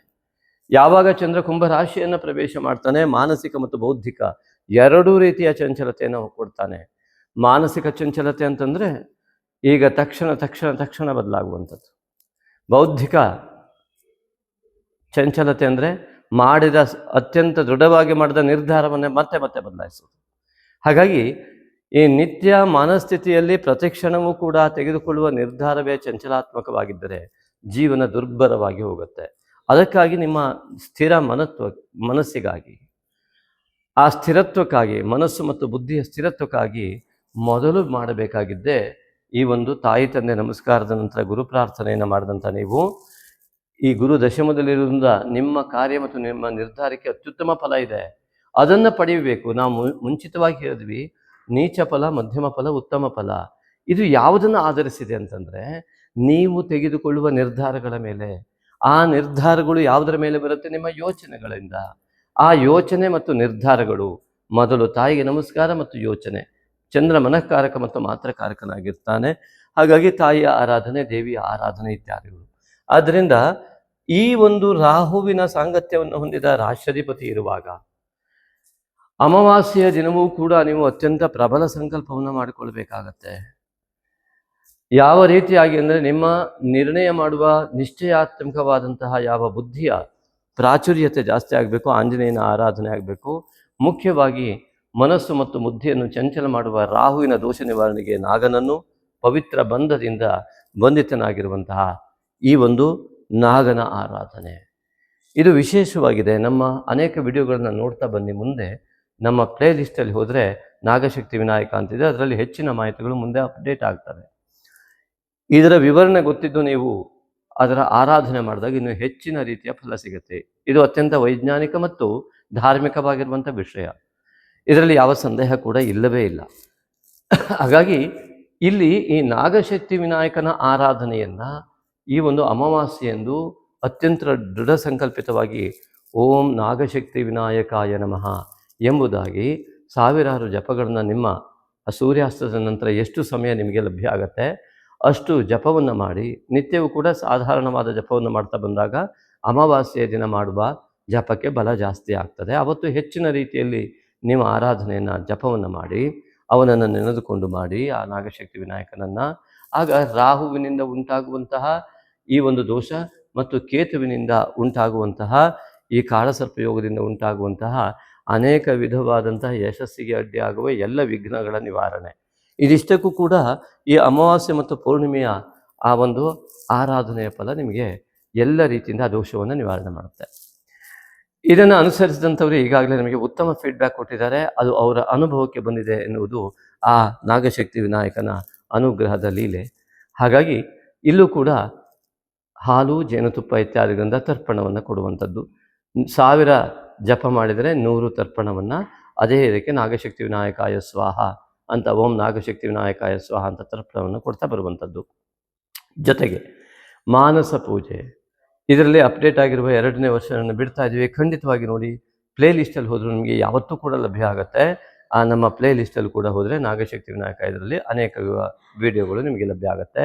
ಅದರಲ್ಲೂ ಕೂಡ ಪೂಜಾ ವಿಧಾನ ಮಾನಸ ಪೂಜೆ ಅತ್ಯಂತ ಮನಸ್ಸಿಗೆ ಸಂಬಂಧಪಟ್ಟಿದ್ದು. ಅರ್ಥ ಮಾಡ್ಕೊಳ್ಳಿ, ನಿಮಗೆ ಏಕಾದಶದ ಅಧಿಪತಿ ಕರ್ಕಾಟಕ ಚಂದ್ರ, ಅವನೇ ಮನಃಕಾರಕ. ನೀವು ಮಾನಸ ಪೂಜೆಯನ್ನು ಮಾಡಿದರೆ ಅತಿ ಸುಲಭವಾಗಿ ನಿಮ್ಮ ಸಮಸ್ತ ವಿಧವಾದಂಥ ಉತ್ತಮ ಆಶೋತ್ತರಗಳನ್ನು ನಿಮಗೂ ಕುಟುಂಬಕ್ಕೂ ಸಮಾಜಕ್ಕೂ ಹಿತವಾಗುವಂಥ ಆಶೋತ್ತರಗಳನ್ನು ಖಂಡಿತವಾಗಿಯೂ ಪಡಿತೀರಾ. ಅದಕ್ಕಾಗಿ ಮನಸ್ಸಿಗೆ ಸಂಬಂಧಪಟ್ಟ ಮಾನಸ ಪೂಜೆ, ಮೂರ್ತಿ ಪೂಜೆಯಿಂದ ಮುಂದಿನ ಹಂತವೇ ಮಾನಸ ಪೂಜೆ, ಶಂಕರಾಚಾರ್ಯ ಆದಿಗಳಿಂದ ಹೇಳಿರುವಂಥದ್ದು. ಆದ್ದರಿಂದಾಗಿ ಚಂದ್ರ ಮನಃಕಾರಕನಾಗಿ ಪೌರ್ಣಿಮೆಯು ಈ ಕನ್ಯಾ ರಾಶಿಯಲ್ಲಿ ಸಂಭವಿಸ್ತಾ ಇರೋದ್ರಿಂದ ನಿಮಗೆ ಏಕಾದಶಾಧಿಪತಿಯಾದ ಚಂದ್ರನಾಗಿದ್ದಾನೆ. ಸಂಪೂರ್ಣ ಫಲವನ್ನು ಕೊಡುವಂಥ ಯೋಗ ಮಾನಸ ಪೂಜೆಯಿಂದ ನಿಮಗಿದೆ. ಇವತ್ತಿನವರೆಗೂ ನೀವು ಅದನ್ನು ಗಮನಿಸ್ತಿದ್ರೆ ದಯವಿಟ್ಟು ಗಮನಿಸಿ. ಈ ಕನ್ಯಾ ರಾಶಿಯವರಿಗೆ, ಕರ್ಕಾಟಕ ರಾಶಿಯವರಿಗೆ ಅದ್ಭುತವಾದಂತಹ ಯೋಗ ಮಾನಸ ಪೂಜೆಯಿಂದ ಲಭ್ಯವಾಗುತ್ತೆ. ಹಾಗಾಗಿ ಈ ಮಾನಸ ಪೂಜೆಯನ್ನು, ಅದರಲ್ಲೂ ನಾಗಶಕ್ತಿ ವಿನಾಯಕನ ಆ ಮಾನಸ ಪೂಜೆಯನ್ನು ಮಾಡೋದ್ರಿಂದ ಕೇತು ರಾಹುವಿನಿಂದ ಬಾಧಿತವಾಗುವ ಗುರುಗ್ರಹಾದಿಗಳು ಮತ್ತು ರಾಹುವಿನಿಂದ ಬಾಧಿತವಾಗುವ ಈ ಎಲ್ಲ ಮನೆಗಳು ನೋಡಿ, ಕನ್ಯಾ ರಾಶಿಗೆ ದ್ವಿತೀಯ ಸ್ಥಾನ ಹಣಕಾಸಿನ ಆಧಿಪತ್ಯಕ್ಕೆ ರಾಹುವಿನ ಬಾಧೆ ಇದೆ. ಅನೇಕರಿಗೆ ಸಾಲ ಆಗಿದೆ, ಸಾಲ ಬಾಧೆ ಇದೆ. ಅದೆಲ್ಲವನ್ನೂ ನಿವಾರಣೆ ಮಾಡ್ಕೊಳ್ಳಿಕ್ಕೆ ಶುದ್ಧ ಸಂಕಲ್ಪಿತರಾಗಿ, ಶ್ರದ್ಧಾಭಕ್ತಿ ಸಮನ್ವಿತರಾಗಿ ಸರಿಯಾದ ಕ್ರಮದಲ್ಲಿ ಮಾಡಿದಾಗ ಖಂಡಿತ ನಿಮಗೆ ಸಾಲ ಬಾಧೆಯಿಂದ ಮುಕ್ತಿ, ಕೌಟುಂಬಿಕ ಗೊಂದಲದಿಂದ ಮುಕ್ತಿ ಇತ್ಯಾದಿಗಳೆಲ್ಲ ಸಿಗುತ್ತೆ. ಹಾಗೆ ತೃತೀಯ, ಚತುರ್ಥ ಮಾನಸಿಕ ಸಮಾಧಾನ, ಅದಕ್ಕೆಲ್ಲ ಕೂಡ ರಾಹುವಿನಿಂದ ಪೀಡಿತವಾದಂತಹ ಸ್ಥಾನ ಆಗಿದೆ. ಆದ್ದರಿಂದ ರಾಹು ಪೀಡಿತವಾದಂತಹ ಯಾವ ಕನ್ಯಾ ರಾಶಿಯಿಂದ ಚತುರ್ಥ ಸ್ಥಾನ ಏನಿದೆ, ಆ ಮಾನಸಿಕ ಅಸಮಾಧಾನ ಕೂಡ ಹೋಗುತ್ತೆ. ಆದ್ದರಿಂದಾಗಿ ಆ ಮಾನಸ ಪೂಜೆಯೇ ಅತಿ ಮುಖ್ಯ. ನೋಡಿ, ಸುಖ ಮತ್ತು ಕಷ್ಟ, ಆನಂದ, ಸಂತೋಷ ಎಲ್ಲವೂ ಅನುಭವಕ್ಕೆ ಬರೋದು ಮನಸ್ಸಿಗೆ. ಹಾಗಾಗಿ ಈ ಪೌರ್ಣಿಮೆ ಮತ್ತು ಅಮಾವಾಸ್ಯೆ ಅತ್ಯಂತ ಮುಖ್ಯವಾದ ಅನುಷ್ಠಾನಕ್ಕೆ ಕಾರಣ ಆಗಿದೆ. ಆದ್ದರಿಂದ ಇದಕ್ಕೆ ಮಾನಸ ಪೂಜೆ ಅತ್ಯಂತ ಮುಖ್ಯ ಅಂತ ಅನಿಸುತ್ತೆ. ಹಾಗಾಗಿ ಶಿವಮಾನಸ ಪೂಜೆ ಇತ್ಯಾದಿಗಳನ್ನು ಶಂಕರಾಚಾರ್ಯರು ರಚನೆ ಮಾಡಿರುವಂಥದ್ದು. ಹಾಗಾಗಿ ಈ ರವಿಯು ಕೂಡ ಇಲ್ಲಿಯ ಬುಧನ ಜೊತೆಗೆ ಬರುವುದರಿಂದ ಶಿವಮಾನಸ ಪೂಜೆಯನ್ನು ಮಾಡಿ. ಎಷ್ಟೆಲ್ಲ ಅವಕಾಶಗಳು ಭಾರತದಲ್ಲಿದೆ ಅಂತಂದರೆ, ನಮ್ಮ ಎಲ್ಲ ಸನಾತನ ಧರ್ಮದ ಪರಂಪರೆಗಳು ಕೂಡ ಮನೋಬಲವನ್ನು, ಆತ್ಮಬಲವನ್ನು ಹೆಚ್ಚಿಸುವುದರಿಂದಾಗಿಯೇ ಅನ್ಯ ದೇಶಗಳಲ್ಲಿಲ್ಲದಷ್ಟು ಉತ್ತಮವಾದ ಮನಸ್ಥಿತಿಯನ್ನು ನಮ್ಮ ಭಾರತದಲ್ಲಿದೆ. ಹುಚ್ಚಾಸ್ಪತ್ರೆಗಳ ಸಂಖ್ಯೆ ಕಡಿಮೆ ಇದೆ. ಹಾಗಾಗಿ ಈ ಒಂದು ದೇವರನ್ನು ನಂಬುವಂತಹ ಶ್ರದ್ಧಾಭಕ್ತಿಯುಳ್ಳಂತಹ ವ್ಯಕ್ತಿಗೆ ಅದು ಎಷ್ಟೇ ಕಷ್ಟದ ಪರಿಸ್ಥಿತಿ ಬಂದರೂ ಕೂಡ ಅವನು ಸಂಪೂರ್ಣವಾಗಿ ಉತ್ತಮವಾದ ಮನಸ್ಥಿತಿಯಿಂದ ಕಷ್ಟವನ್ನು ಅತಿ ಸುಲಭವಾಗಿ ಎದುರಿಸುವ ಶಕ್ತಿಯನ್ನು ಹೊಂದುತ್ತಾನೆ. ದೈವ ಭಕ್ತರಿಗೆ, ತಾಯಿ ತಂದೆಯ ಆರಾಧನೆ ಮಾಡ್ತಕ್ಕಂಥ ವ್ಯಕ್ತಿಗಳಿಗೆ ಉತ್ತಮ ಫಲ ಸಿಗ್ತದೆ ಯಾವತ್ತೂ ಕೂಡ. ಹಾಗಾಗಿ ನಿಸ್ವಾರ್ಥ ಭಾವ ಇರುವಂತಹ ತ್ಯಾಗೇ ನೈಕೆ ಅಮೃತತ್ವಮಾನಶುಹು ಎಂಬುದಾಗಿ ಋಷಿಮುನಿಗಳು ಮಹಾನಾರಾಯಣ ಉಪನಿಷತ್ತಿನಲ್ಲಿ ಏನು ಹೇಳಿದ್ದಾರೆ. ಹಾಗಾಗಿ ಆ ತ್ಯಾಗ, ದಾನ ಇತ್ಯಾದಿಗಳಿಂದ ಅವು ಸಿಗತಕ್ಕಂತಹ ಯಾವ ವ್ಯವಸ್ಥೆ ಇದೆ, ಇದನ್ನು ಕೂಡ ಮಿತ್ರರೇ ಸಾಮಾನ್ಯವಾಗಿ ಆಗುವುದೇ ಇಲ್ಲ. ಆ ಮಾನಸಿಕ ಸ್ಥಿತಿಯನ್ನು ಅವಲಂಬಿಸಿ ಇರ್ತದೆ. ಆದ್ದರಿಂದಾಗಿ ಇಲ್ಲಿ ನಾಗಶಕ್ತಿ ವಿನಾಯಕನ ಆರಾಧನೆಯನ್ನು ಮಾಡುವುದರ ಜೊತೆಗೆ ನಾಗಶಕ್ತಿ ವಿನಾಯಕನಿಗೆ ಒಂದು ಸ್ಥಾನ ಕಲ್ಪಿಸುವ ದೇವಾಲಯ ನಿರ್ಮಾಣ ಹಾಗೂ ಸಮಾಜದ ಉನ್ನತಿಗಾಗಿ ಸಂಕಲ್ಪ ಇವನ್ನು ಮಾಡಿರುವಂತಹ ನಾವು ನಿಮಗೆ ಕೂಡ ಒಂದು ಭಕ್ತಿಪೂರ್ವಕವಾದ ಕಾಣಿಕೆ ಕಳಿಸುವುದಕ್ಕೆ ಅವಕಾಶ ಕೊಟ್ಟಿದ್ದೇವೆ ಹೊರತು ಯಾವುದೇ ಒತ್ತಾಯಪೂರ್ವಕವಾದ ಕಾಣಿಕೆಗಲ್ಲ. ನೀವು ಕಳಿಸುವ ಒಂದೊಂದೇ ರೂಪಾಯಿ ಕೂಡ ನಿಮ್ಮ ಕುಲದ ಉದ್ಧಾರಕ್ಕೆ ಕಾರಣವಾಗಬಹುದು. ನಿಮ್ಮ ಭಕ್ತಿಪೂರ್ವಕವಾದ ಕಾಣಿಕೆ ಇದ್ದಲ್ಲಿ ಮಾತ್ರ ನಮಗೆ ನೀವು ಈ ವಿಡಿಯೋದ ಕೊನೆಯಲ್ಲಿ ನೋಡಿ ಆ ದೇವಾಲಯ ನಿರ್ಮಾಣಕ್ಕೆ ಕಳಿಸುವುದಕ್ಕೆ ನಿಮಗೆ ಮುಕ್ತ ಅವಕಾಶ ಇದೆ.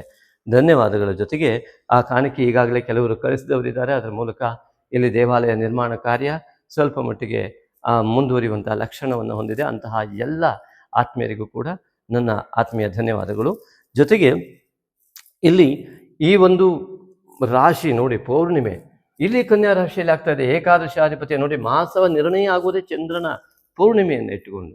ಆದ್ದರಿಂದಾಗಿ ಅಮಾವಾಸ್ಯೆಯಿಂದ ಪೌರ್ಣಿಮೆ, ಪೌರ್ಣಿಮೆಯಿಂದ ಮತ್ತೆ ಅಮಾವಾಸ್ಯೆಗೆ, ಇಲ್ಲಿಂದ ಇಲ್ಲಿಗೆ 15 ದಿನ, ಇಲ್ಲಿಂದ ಇಲ್ಲಿಗೆ 15 ದಿನ, ಹೀಗೆ 30 ದಿನಗಳು ಬಂದುಬಿಡುತ್ತೆ. ಆ ಬೆಳದಿಂಗಳು, ತಿಂಗಳಿನ ಬೆಳಕು, ಬೆಳಕಿನ ತಿಂಗಳು, ಇದೇ ತಿಂಗಳು. ಹಾಗಾಗಿ ಇದೇ ಮಾಸ, ಇದೇ ಕನ್ಯಾ ರಾಶಿಯಲ್ಲಿ ಆಗ್ತಾ ಇರುವುದು. ಈ ಒಂದು ಪೌರ್ಣಿಮೆಯ ಸೂರ್ಯಾಸ್ತದ ನಂತರದ ನಿಮ್ಮ ಅನುಷ್ಠಾನ ಅತ್ಯಂತ ಹೆಚ್ಚಿನ ಲೌಕಿಕ ಫಲವನ್ನು ಕೊಡುತ್ತೆ. ಲೌಕಿಕ ಫಲ ಅಂದರೆ ನಿಮ್ಮ ಈ ಜೀವನದ ಎಲ್ಲ ರೀತಿಯಾದಂಥ ಉತ್ತಮ ಆಶೋತ್ತರಗಳನ್ನು ಸಂಕಲ್ಪನ ಈಡೇರಿಸುವಲ್ಲಿ ಸಂಪೂರ್ಣ ಸಮರ್ಥ ಆಗುತ್ತೆ. ಒಮ್ಮೆ ಆಗಲಿಲ್ಲ ಅರ್ಥ ಏನು? ಒಂದು ಶ್ರದ್ಧೆ ಇತ್ಯಾದಿಗಳಲ್ಲಿ ಕಡಿಮೆ ಇರ್ಬೋದು, ಅಥವಾ ಜಾತಕಾದಿ ಫಲಗಳಲ್ಲಿ ಅತ್ಯಂತ ಗಾಂಭೀರ್ಯತೆ ಇರುವ ಕೆಟ್ಟ ಸಮಯ ರನ್ನಿಂಗಲ್ಲಿರ್ಬೋದು, ಇತ್ಯಾದಿಗಳು ಆಗತ್ತೆ. ಆಗ ಜಾತಕಾದಿಗಳ ಪರಿಶೀಲನೆ ಅಗತ್ಯ ಬರುವಂಥ ಸಾಧ್ಯತೆಗಳಿರುತ್ತೆ, ಪ್ರಶ್ನಾದಿಗಳ ಅಗತ್ಯ ಇರುತ್ತದೆ. ಇನ್ನು ದ್ವಿತೀಯಾಧಿಪತಿ ಆದಂತಹ ಶುಕ್ರ ಅಷ್ಟಮಕ್ಕೆ ಹೋಗಲಿ ಅಥವಾ ಉಚ್ಚ ಸ್ಥಾನದಲ್ಲಿ ಇರಲಿ, ನಿಮಗೆ ಆ ಶುಕ್ರನಿಂದ ಆರ್ಥಿಕ ಬಾಧೆ ಉಂಟಾಗುವುದಿಲ್ಲ, ಉತ್ತಮವಾದ ಸ್ಥಾನವನ್ನು ಅವನು ಹೊಂದಿದ್ದಾನೆ. ತೃತೀಯ, ಈ ಒಂದು ಮಾತುಕತೆ ಇತ್ಯಾದಿಗಳು ಸಹೋದರ ಕ್ಷೇತ್ರದ ಅಧಿಪತಿ ಕೂಡ ರಾಹುವಿನಿಂದ ಗ್ರಸ್ತನಾಗಿದ್ದಾಗ ನಿಮ್ಮ ಸಹೋದರರೇ ನಿಮ್ಮ ಶತ್ರುವಾಗುವಂಥ ಎಲ್ಲ ಲಕ್ಷಣಗಳು ಕನ್ಯಾ ರಾಶಿಯವರಿಗೆ ಕಂಡುಬರುತ್ತೆ. ಹಾಗಾಗಿ ನಿಮ್ಮ ಸಹೋದರರ ನಡೆ ನುಡಿಗಳು ನಿಮಗೆ ಶತ್ರುತ್ವದಂತೆ ಭಾಸವಾಗಬಹುದು, ನಿಮ್ಮ ಮಾತುಗಳೇ ಅನೇಕ ವಿಧವಾದ ಶತ್ರುಗಳನ್ನು ಉಂಟು ಮಾಡಬಹುದು. ಕನ್ಯಾ ರಾಶಿಯ ಅಧಿಪತಿಯೇ ಬುಧನಾಗಿ ನಿಮ್ಮ ಮಾತಿನಲ್ಲಿಯೇ ವ್ಯತ್ಯಾಸ ಆಗುವುದು ರಾಹುವಿನ ಪ್ರಭಾವದಿಂದ. ನಿಮ್ಮ ನಿರ್ಧಾರಗಳು ಸಂಪೂರ್ಣವಾಗಿ ಆಗುವಂಥದ್ದು ರಾಹುವಿನ ಪ್ರಭಾವದಿಂದ. ಆದ್ದರಿಂದ ರಾಹು ಪ್ರಭಾವವುಳ್ಳ ಬುಧನ ದೋಷವನ್ನು ನಿವಾರಣೆ ಮಾಡಿಕೊಳ್ಳಿಕ್ಕೆ ನಾಗಶಕ್ತಿ ವಿನಾಯಕನ ಆರಾಧನೆಯ ಜೊತೆಗೆ ಆಂಜನೇಯನ ಆರಾಧನೆ ಅತಿ ಮುಖ್ಯವಾಗಿ ಕಂಡುಬರುತ್ತದೆ.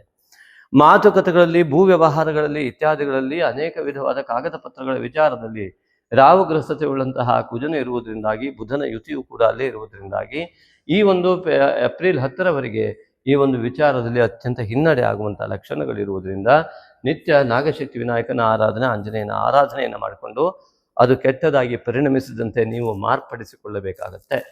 ಅದೇ ರೀತಿಯಾಗಿ ಈ ಒಂದು ಕನ್ಯಾ ರಾಶಿಯ ಚತುರ್ಥಾಧಿಪತಿ ಗುರುವು ದಶಮದಲ್ಲಿರುವುದರಿಂದ ಮಾನಸಿಕ ನೆಮ್ಮದಿಗೆ ನಿಮ್ಮ ಪೂರ್ವಜನದ ಪುಣ್ಯ ಅತ್ಯಂತ ಹೆಚ್ಚಿನ ರೀತಿಯಲ್ಲಿ ಕೆಲಸ ಮಾಡುತ್ತೆ.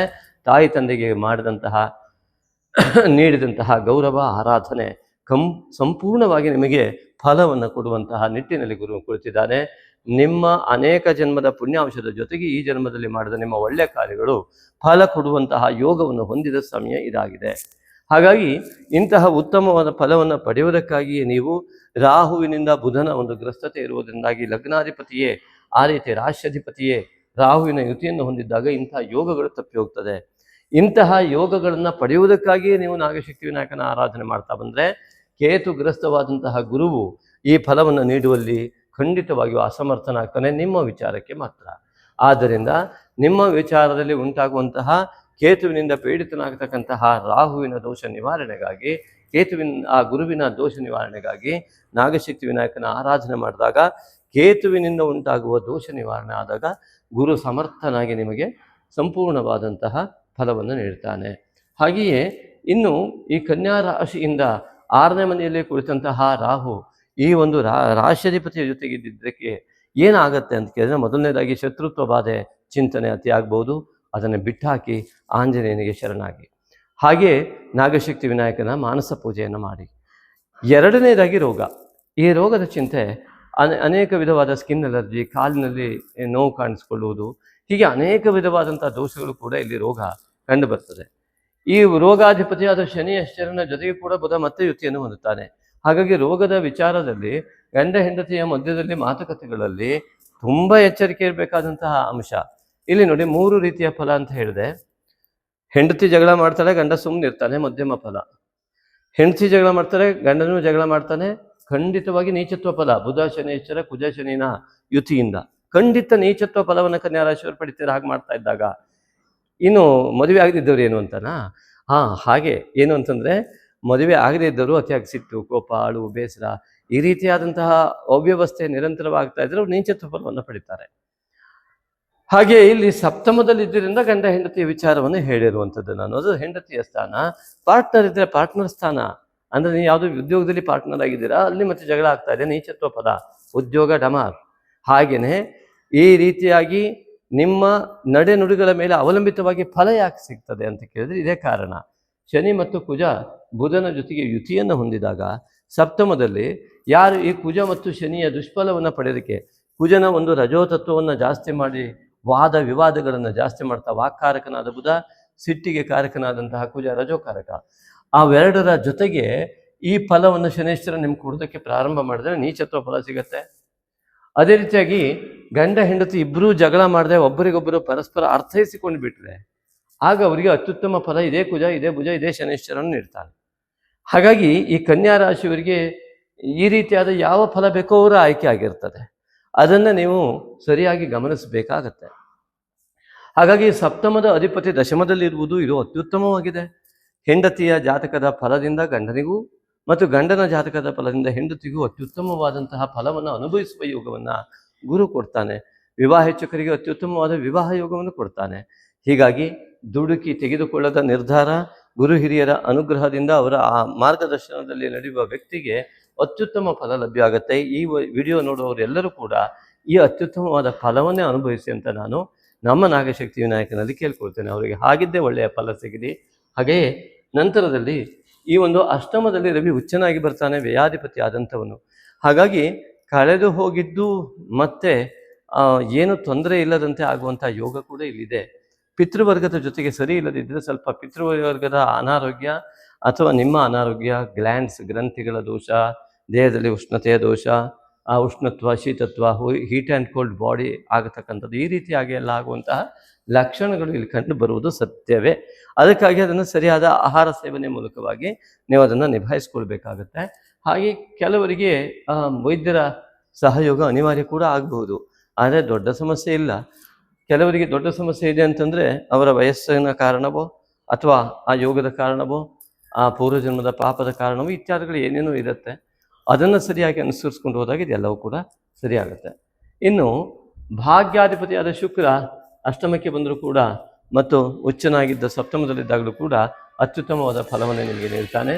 ಹಾಗೆಯೇ ಕನ್ಯಾ ರಾಶಿಯವರಿಗೆ ಈ ಒಂದು ಮನೆ ಏನಿದೆ, ಈ ವೃಷಭ ರಾಶಿ 9ನೇ ಭಾಗ್ಯಾಧಿಪತಿಯಾದ ಶುಕ್ರನಿಂದ ಏನಾದರೂ ಆರ್ಥಿಕ ಸ್ಥಿತಿಯ ಹಿನ್ನಡೆ ಇದ್ದರೆ ಕುಲದೇವತಾ ಆರಾಧನೆ ಅಗತ್ಯ ಇದೆ.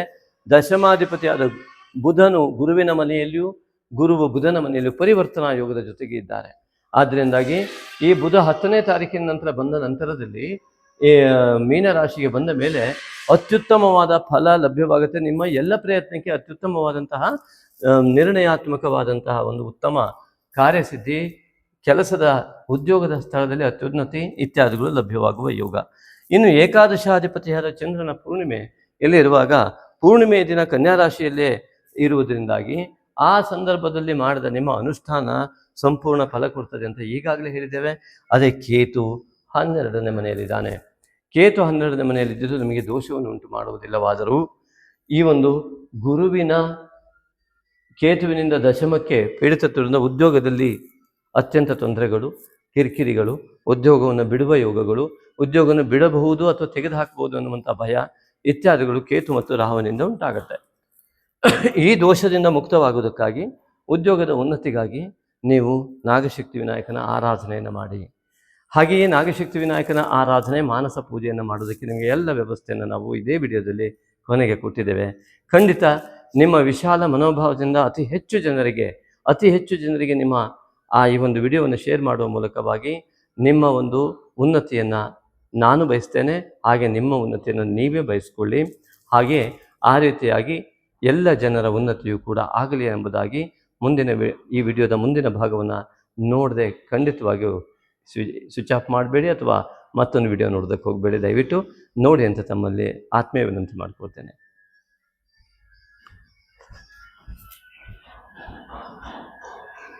ನಮಸ್ತೆ ಮಿತ್ರರೇ, ಫಾಲ್ಗುಣ ಮಾಸದ ಲಕ್ಕಿ ಕಾಮೆಂಟ್ ಸಮಯ. ಈ ಲಕ್ಕಿ ಕಾಮೆಂಟ್ಗೆ ಈ ಬಾರಿ ಸುರೇಶ್ ರಾಮಸ್ವಾಮಿ ಅವರು ಆಯ್ಕೆಯಾಗಿದ್ದಾರೆ. ನಮಸ್ತೆ ಸುರೇಶ್ ರಾಮಸ್ವಾಮಿ ಅವರಿಗೆ ನಮ್ಮ ಆತ್ಮೀಯ ಧನ್ಯವಾದಗಳೊಂದಿಗೆ ತಮ್ಮ ಕಮೆಂಟ್ ಹೀಗಿದೆ: ಎಷ್ಟೇ ಮನಸ್ಸಿಗೆ ನೋವು ಆದರೂ ಬೇಜಾರು ಆಗಬಾರ್ದು ಅಂತ ಹೇಳಿದ್ರಿ, ಆದರೆ ರಿಲೇಟಿವ್ಸ್ನಲ್ಲಿ ಟೋಪಿ ಹಾಕಿ ಆಸ್ತಿ ಹೊಡೆಯೋ ಛತ್ರಿ ಬುದ್ಧಿ ಇರುವವರು ಇದ್ದಾರಲ್ಲ ಗುರುಗಳೇ, ಅವರನ್ನು ಹೇಗೆ ನಿಭಾಯಿಸಬೇಕು ಎಂಬುದಾಗಿ ಕೇಳಿದ್ದೀರಾ. ಮೊದಲನೇ ವಾಕ್ಯ ಎಷ್ಟೇ ಮನಸ್ಸಿಗೆ ನೋವಾದರೂ ನಾವು ಬೇಜಾರಾಗಬಾರ್ದು ಅಂತ ಅರ್ಥ ಅಲ್ಲ. ನಾವು ಬೇಜಾರಾಗೋದಕ್ಕೆ ಕಾರಣ ಮನಸ್ಸಿಗೆ ನೋವಾದಾಗ. ಮನಸ್ಸಿಗೆ ನೋವನ್ನೇ ಮಾಡ್ಕೊಳ್ಬೇಡಿ. ಉದಾಹರಣೆಗೆ ಯಾರೋ ನಮಗೆ ಬೈದರು ಅಥವಾ ಇನ್ನೇನು ಹೇಳಿದ್ರು ಅಂತಾದರೆ ನಾವು ಅದನ್ನು ಸ್ವೀಕರಿಸುವಾಗ ನೋವಿನ ರೂಪದಲ್ಲಿ ನಾವು ಸ್ವೀಕರಿಸಬಾರ್ದು ಎಂಬುದಾಗಿ ನಮ್ಮ ಮಾತಿನ ಅರ್ಥ. ಹೇಗೆ ಅಂತ ಕೇಳಿದರೆ, ಅವರು ನಮ್ಮ ಮನಸ್ಸನ್ನು ನೋಯಿಸುವುದಕ್ಕೆ, ನಮಗೆ ಬೇಸರ ಮಾಡುವುದಕ್ಕಾಗಿಯೇ ಅವರು ಬೈತಾ ಇರ್ತಾರೆ. ಅವರ ಉದ್ದೇಶವನ್ನು ಈಡೇರಿಸುವುದು ನಮ್ಮ ಕರ್ತವ್ಯ ಆಗಬಾರ್ದು. ಅವರ ದುರುದ್ದೇಶವನ್ನು ಈಡೇರಿಸುವುದು ನಮ್ಮ ಕರ್ತವ್ಯ ಆಗಬಾರ್ದು. ನಮ್ಮ ಮನಸ್ಸು ನಮ್ಮ ಅಧೀನದಲ್ಲಿರಬೇಕು. ಅವರ ಉದ್ದೇಶವನ್ನೇ ಈಡೇರಿಸುವುದು, ಅವರು ನಮಗೆ ಬೇಸರ ಆಗಲಿ ನೋವಾಗಲಿ ಅಂತಲೇ ಮಾತನಾಡ್ತಾರೆ. ಅದಿಲ್ಲದಿದ್ದರೆ ಯಾಕೆ ಹಾಗೆ ಮಾತಾಡ್ತಾರೆ? ಆ ಉದ್ದೇಶ ಈಡೇರಿಸುವ ಅನಿವಾರ್ಯತೆ ನಮಗೇನಿರುವುದಿಲ್ಲ. ಆದ್ದರಿಂದಾಗಿ ನಮ್ಮ ಮನಸ್ಸು ನಮ್ಮ ಅಧೀನದಲ್ಲಿದ್ದಾಗ ಅವರ ಉದ್ದೇಶ ವಿಫಲವಾಗ್ತದೆ. ಇದು ಮೊದಲನೇದು. ಎರಡನೇದು, ಈಗ ಉದಾಹರಣೆ ಅವರು ಬೈದಾಗ ನನಗೆ ಮನಸ್ಸು ನೋವಾಯಿತು ಅಂತಂದರೆ ತಪ್ಪು. ಅವ್ರು ಬೈದರೂ ನನಗೆ ಮನಸ್ಸು ನೋವಾಗಿಲ್ಲ ಅಂದರೆ ನಾನು ಅವರ ಅಧೀನದಲ್ಲಿ ನಾನು ಕೆಲಸ ಮಾಡಿಲ್ಲ, ನನ್ನ ಮನಸ್ಸು ಅತ್ಯಂತ ಸ್ಥಿರತ್ವದಿಂದ ಇದೆ ಅಂತ ಅರ್ಥ. ಹಾಗಾಗಿ ಉದ್ವೇಗಕ್ಕೆ ಒಳಗಾಗುವ ಅಗತ್ಯ ಇಲ್ಲ. ಇನ್ನು ರಿಲೇಟಿವ್ಸ್ನಲ್ಲಿ ಟೋಪಿ ಹಾಕಿ ಆಸ್ತಿ ಹೊಡೆಯೋ ಚಿತ್ರ ಬುದ್ಧಿ ಇದ್ದವರಿದ್ದಾರಲ್ಲ ಅಂತ ಒಂದು ವಾಕ್ಯ ಹಾಕಿದ್ರ, ಅದನ್ನು ಹೇಗೆ ನಿಭಾಯಿಸಬೇಕು ಅಂತ ಎರಡನೇ ಪ್ರಶ್ನೆ ಕೂಡ ಕೇಳಿದ್ರ. ಇದರಿಂದ ನಾವು ಕೂಡ ಏನು ಹೊರತಲ್ಲ, ನಾವು ಅದನ್ನು ಸಂಪೂರ್ಣವಾಗಿ ಬಿಟ್ಟು ಬಂದುಬಿಟ್ಟಿದ್ದೀವಿ. ಯಾಕೆಂದರೆ ಅದನ್ನು ಅವರು ನಮಗೆ ಟೋಪಿ ಹಾಕಿದ್ರು ಅನ್ನೋದಕ್ಕಿಂತ ಅದಕ್ಕೆ ಅವರು ನಮಗೆ ಕೊಡುವಷ್ಟು ಯೋಗ್ಯರಲ್ಲ, ಅಷ್ಟೊಂದು ಅರ್ಹತೆಯನ್ನು ಅವರು ಪಡೆದಿಲ್ಲ ಅಂತ ನಾವು ಮೊದಲನೇದಾಗಿ ಅರ್ಥ ಮಾಡ್ಕೊಂಡ್ವಿ. ಎರಡನೇದಾಗಿ ಅದರ ಜಮೀನು ಅಥವಾ ಆಸ್ತಿಯ ಜೊತೆಗೆ ಅದರ ದೋಷವನ್ನು ಕೂಡ ಕಟ್ಟಿಕೊಂಡು ಅವ್ರು ಹೋಗ್ತಾರೆ ಅನ್ನೋ ಸತ್ಯ ಕೂಡ ನನಗೆ ಅರಿವಿಗೆ ಬಂತು. ಆದರೆ ತಾಯಿ ತಂದೆ ಮಾಡಿದ ಆಸ್ತಿಗೆ ಜೋತು ಬಿದ್ದು ಬದುಕುವ ಚಿಂತನೆಯನ್ನು ಬಿಟ್ಟುಬಿಟ್ರೆ, ಅದರ ಅಗತ್ಯ ಇದ್ದಾಗ ಯೋಗ ಇದ್ರೆ ಅದು ಬಂದೇ ಬರುತ್ತೆ. ಅವ್ರ ಹತ್ರ ಏನೂ ಮಾಡ್ಲಿಕ್ಕೆ ಆಗೋದಿಲ್ಲ. ಯೋಗ ಇಲ್ಲದೇ ಇದ್ದಾಗ ಇಂತಹ ಘಟನೆಗಳು ಘಟಿಸ್ತವೆ. ಯಾವಾಗ ನಮಗೆ ಆ ಯೋಗ ಇಲ್ಲ, ನಮಗೆ ಜಾತಕಾದಿ ಪರಿಶೀಲನೆಯಿಂದ ಅದು ಲಭ್ಯ ಆಗುತ್ತೆ ಕೂಡ. ಎಲ್ಲಿ ಅದು ಯೋಗ ಇಲ್ಲ, ಅದ್ರ ಬಗ್ಗೆ ಆಸೆ ಪಟ್ಟು ಏನೂ ಪ್ರಯೋಜನ ಇಲ್ಲ. ಅದು ಬಂದರೂ ಕೂಡ ಬಂದಂಥ ಹಣದಿಂದ ಅದು ತೊಳೆದು ಹೋಗುವಂಥದ್ದು, ಅದಷ್ಟು ಕೂಡ ಕೈಯಿಂದ ತಪ್ಪಿ ಹೋಗುವಂಥ ಯೋಗ ಇರ್ತದೆ. ಯಾಕೆಂದರೆ ಅದು ಬರದೇ ಇರುವಂಥ ಯೋಗ ಇದ್ದವರಿಗೆ ಅದು ಬಂದರೂ ಕೂಡ ಅದು ಉಳಿಯೋದಿಲ್ಲ. ಬರುವ ಯೋಗ ಇದ್ದರೆ ಯಾರು ತಡೆದ್ರೂ ಅದು ಬಂದೇ ಬರ್ತದೆ. ಇದು ಮೊದಲನೇ ಅಂಶ. ಎರಡನೇದಾಗಿ, ಯಾವಾಗ ಈ ರೀತಿಯಾದ ಮನೋಸ್ಥಿತಿ ಇದೆಯಲ್ಲ, ಅಂಥವರಿಗೆ ಅದರ ದೋಷವನ್ನು ಕಟ್ಟಿಕೊಳ್ಳುವ ಯೋಗ ಬಂದಾಗಲೇ ಅಂಥ ಮನಸ್ಥಿತಿ ಅವರಿಗೂ ಕೂಡ ಬಂದಿರುತ್ತೆ. ಹಾಗಾಗಿ ಅಂತಹ ಮನಸ್ಥಿತಿಯಿಂದ ತೆಗೆದುಕೊಂಡಂತಹ ಆ ಆಸ್ತಿ ಕೂಡ ಅವರಿಗೂ ಕೂಡ ಅತಿಯಾದ ದೋಷವನ್ನೇ ನೀಡುತ್ತೆ. ದೋಷಯುಕ್ತ ಆಸ್ತಿಗಳು ಮಾತ್ರ ಮಕ್ಕಳಲ್ಲಿ ಇಂತಹ ಒಂದು ಘಟನೆಗಳನ್ನು ಘಟಿಸುವಂತೆ ಮಾಡ್ತದೆ. ಇದು ಎರಡನೇದು. ಮತ್ತು ಇನ್ನೊಂದು, ಅವರನ್ನು ನಿಭಾಯಿಸುವ ಅಗತ್ಯ ಇಲ್ಲ, ನಮ್ಮನ್ನು ನಾವು ನಿಭಾಯಿಸ್ಕೊಂಡ್ರೆ ಸಾಕು. ನಮ್ಮನ್ನು ಹೇಗೆ ನಿಭಾಯಿಸಬೇಕು, ಇಂತಹ ನಮಗೆ ಅನಿವಾರ್ಯತೆ. ನಮಗೆಲ್ಲರೂ ಹೇಳ್ತಾರೆ ಹೋಗಿ ಕೇಳು, ನಮ್ಮ ಹೆಂಡತಿ ಹೇಳ್ತಾಳೆ, ಅವ್ರು ಹೇಳ್ತಾರೆ, ಇವ್ರು ಹೇಳ್ತಾರೆ, ಹೋಗಿ ಕೇಳು, ನೀವೆಂಥವ್ರಿ, ನಿಮಗೊಂದು ಅಲ್ಲಿ ಹೋಗಿ ಕೇಳುವಷ್ಟು ಇದು ಸಾಮರ್ಥ್ಯ ಇಲ್ವಾ, ಈ ರೀತಿಯಾಗಿ ಅನೇಕ ಘಟನೆಗಳು ಘಟಿಸ್ತವೆ. ಆದರೆ ಅದನ್ನು ನಿಭಾಯಿಸುವಂಥದ್ದು ನಮ್ಮಲ್ಲಿ ದೃಢತೆ ಇರಬೇಕು. ಒಂದು ತೆಗೆದುಕೊಳ್ಬೇಕು ಅಂದರೆ ಕಾನೂನಾತ್ಮಕವಾಗಿ ಸರಿಯಾದ ಮಾರ್ಗದಲ್ಲಿ ಹೋಗಬೇಕು. ಇಲ್ಲ ಅಂತಂದರೆ ಅದರ ಬಗ್ಗೆ ಯೋಚನೆಯನ್ನು ಬಿಟ್ಟು ನಮ್ಮ ಸಮಯವನ್ನು ವ್ಯರ್ಥ ಮಾಡಿಕೊಳ್ಳದೆ ಅದಕ್ಕಿಂತ ಹೆಚ್ಚಿನದಾಗಿ ದುಡಿಯುವ ಚಿಂತನೆಯನ್ನು ಮಾಡಬೇಕು.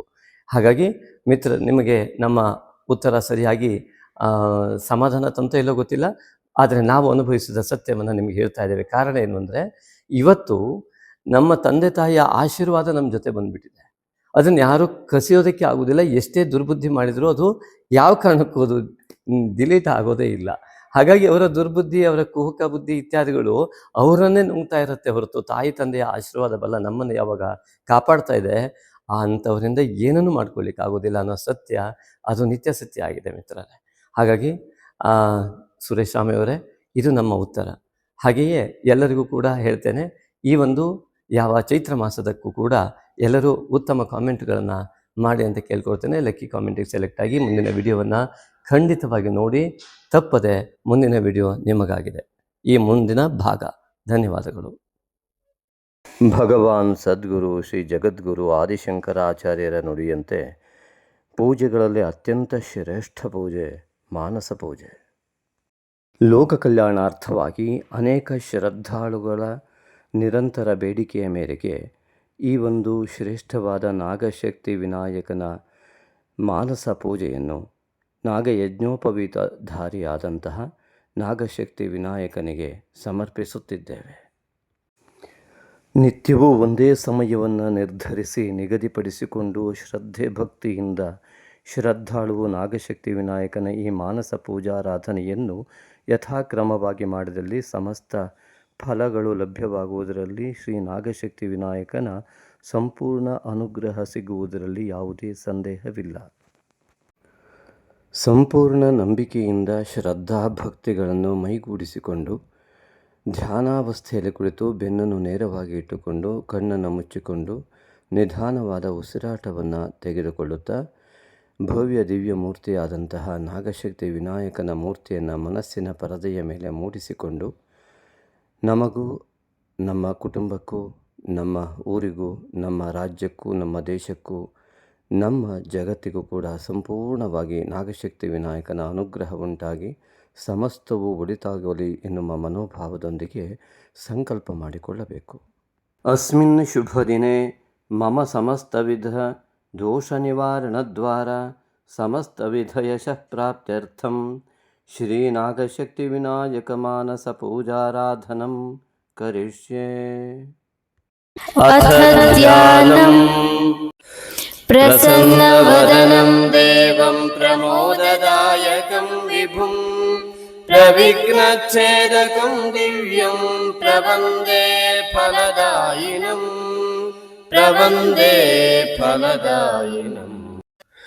गम्भीरवदनं देवं गम्भीजाक्षरगर्वितं गकाररूपसर्वस्वं गङ्गणेशं नमाम्यहम्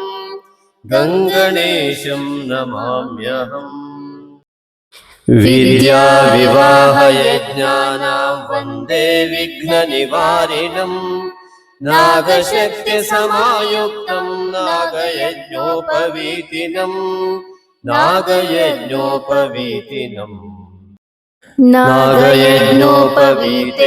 भूषितो यज्ञकारणा ब्रह्माण्डव्यापिनं वन्दे नागशक्तिविनायकम्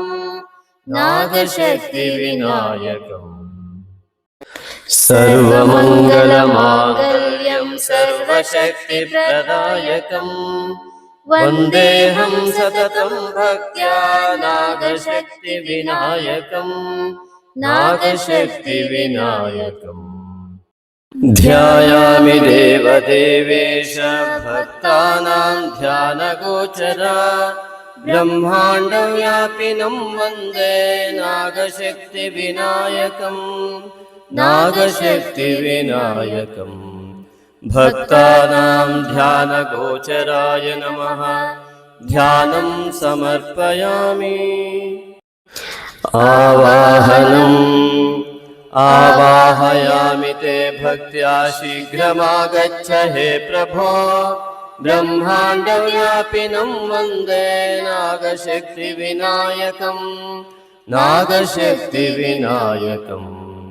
ब्रह्माण्डव्यापिने प्रभवे नागशक्तिविनायकाय नमः आवाहनं समर्पयामि स्वागतं सर्वगर्वघ्न सर्वविघ्नहरो भव ब्रह्माण्डव्यापिनं वन्दे नागशक्तिविनायकम् सर्वगर्वघ्नाय नमः स्वागतं ते व्याहरिष्यामि आसनमर्पये तुभ्यं विराजय महाप्रभो ब्रह्माण्डव्यापिनं वन्दे नागशक्तिविनायकम् महाप्रभवे नमः आसनं समर्पयामि पाद्यन्ते गन्धयुक्तं च पादोदरपरिष्करा ब्रह्माण्डव्यापिनं वन्दे नागशक्तिविनायकम् पादोदरपरिष्कराय नमः पाद्यं समर्पयामि अर्घ्यम् उपनीताय विद्महे सुप्रसन्नाय धीमहि तन्नो वटुः प्रचोदयात् अभयहस्ताय विद्महे बालरूपाय धीमहि तन्नो वटुः प्रचोदयात् अग्निरूपाय विद्महे यज्ञमयाय धीमहि तन्नो वटुः प्रचोदयात् ईशपुत्राय विद्महे गौरीसुताय धीमहि तन्नो वटुः प्रचोदयात् पाशहस्ताय विद्महे अंकुशधर्त्रे च धीमहि तन्नो वटुः प्रचोदयात् अर्घ्यन्ते अभ्रवर्णाय शुभ्रवस्त्रधराय च ब्रह्माण्डव्यापिनं वन्दे नागशक्तिविनायकम् शुभ्रवस्त्रधराय नमः अर्घ्यं समर्पयामि आचम्यतां महादेवा मुदया तव शुण्डया ब्रह्माण्डव्यापिनं वन्दे नागशक्तिविनायकम् नागशक्तिविनायकम् महादेवाय नमः शुण्डे आचमनीयं परिकल्पयामि स्नानम् स्नापये निर्मलाकारा जाह्नवी सलिलादिभिः ब्रह्माण्डव्यापिनं वन्दे नागशक्तिविनायकम् नागशक्तिविनायकम् निर्मलाकाराय नमः स्नानं समर्पयामि आचमनम् आचम्यतां महादेवा मुदया तव शुण्डजा ब्रह्माण्डव्यापिनं वन्दे नागशक्तिविनायकम् नागशक्तिविनायकम् महादेवाय नमः शुण्डे आचमनीयं परिकल्पयामि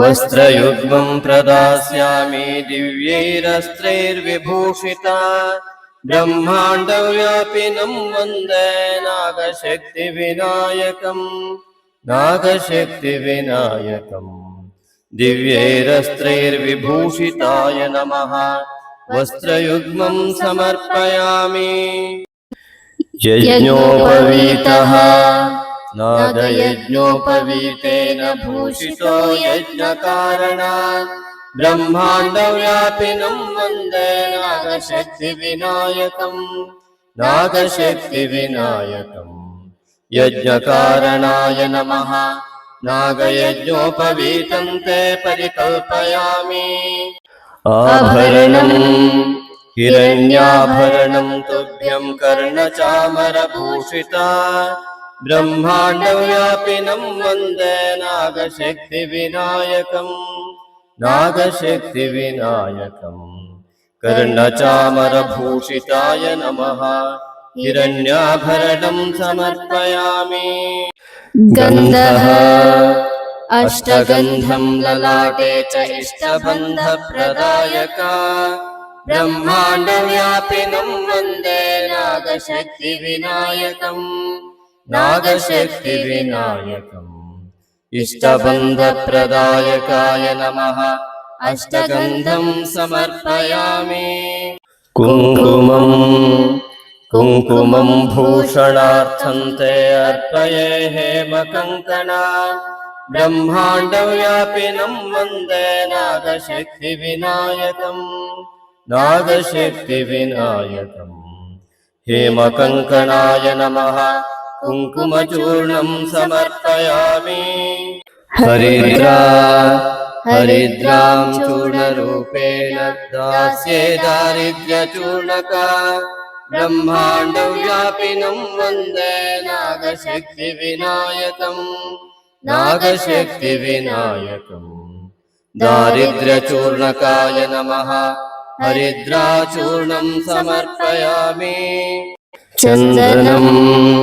चन्दनं च चतुर्हस्ता चतुर्भद्रप्रदायका ब्रह्माण्डव्यापिनं वन्दे नागशक्तिविनायकम् नागशक्तिविनायकम् चतुर्भद्रप्रदायकाय नमः चन्दनं समर्पयामि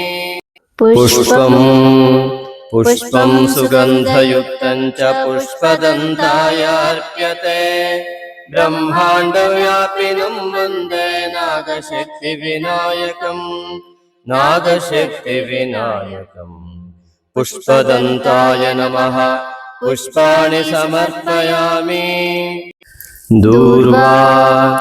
दूर्वायुग्मं प्रदास्यामि सर्वदुःस्वप्ननाशका ब्रह्माण्डव्यापिनं वन्दे नागशक्तिविनायकम् नागशक्तिविनायकम् दुःस्वप्ननाशकाय नमः दूर्वायुग्मं समर्पयामि अर्चना ॐ उपनीताय नमः ॐ सुप्रसन्नाय नमः ॐ वटवे नमः ॐ अभयहस्ताय नमः ॐ बालरूपाय नमः ॐ अग्निरूपाय नमः ॐ यज्ञमयाय नमः ॐ ईशपुत्राय नमः।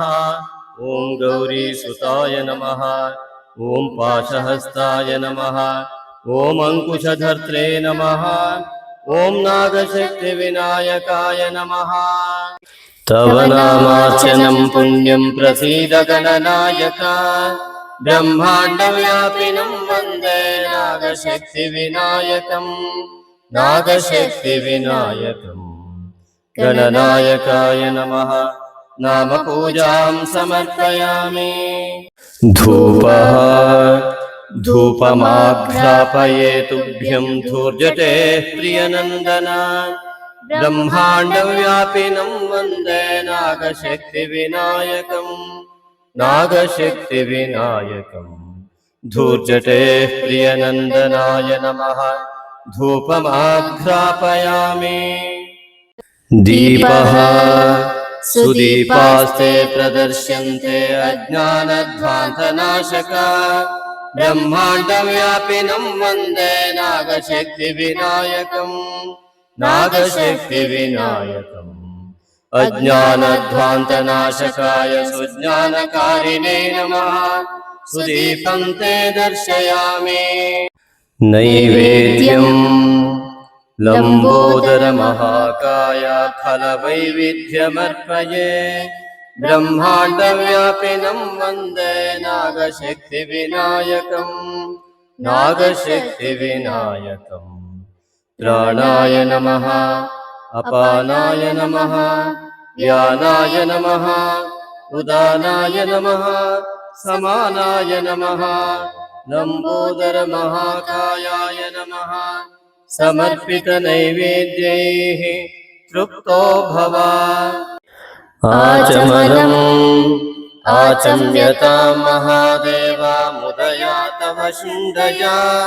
ब्रह्माण्डव्यापिनं वन्दे नागशक्तिविनायकम्। नागशक्तिविनायकम् महादेवाय नमः। शुण्डे आचमनीयं परिकल्पयामि। हस्तप्रक्षालनम् हस्तौ क्षालय देवेश सोमसूर्याग्निलोचन। ब्रह्माण्डव्यापिनं वन्दे नागशक्तिविनायकम्। नागशक्तिविनायकम् सोमसूर्याग्निलोचनाय नमः। हस्तप्रक्षालनं समर्पयामि। नीराजनम् नीराजनं गृहाणेदं सुमङ्गलनिरञ्जन।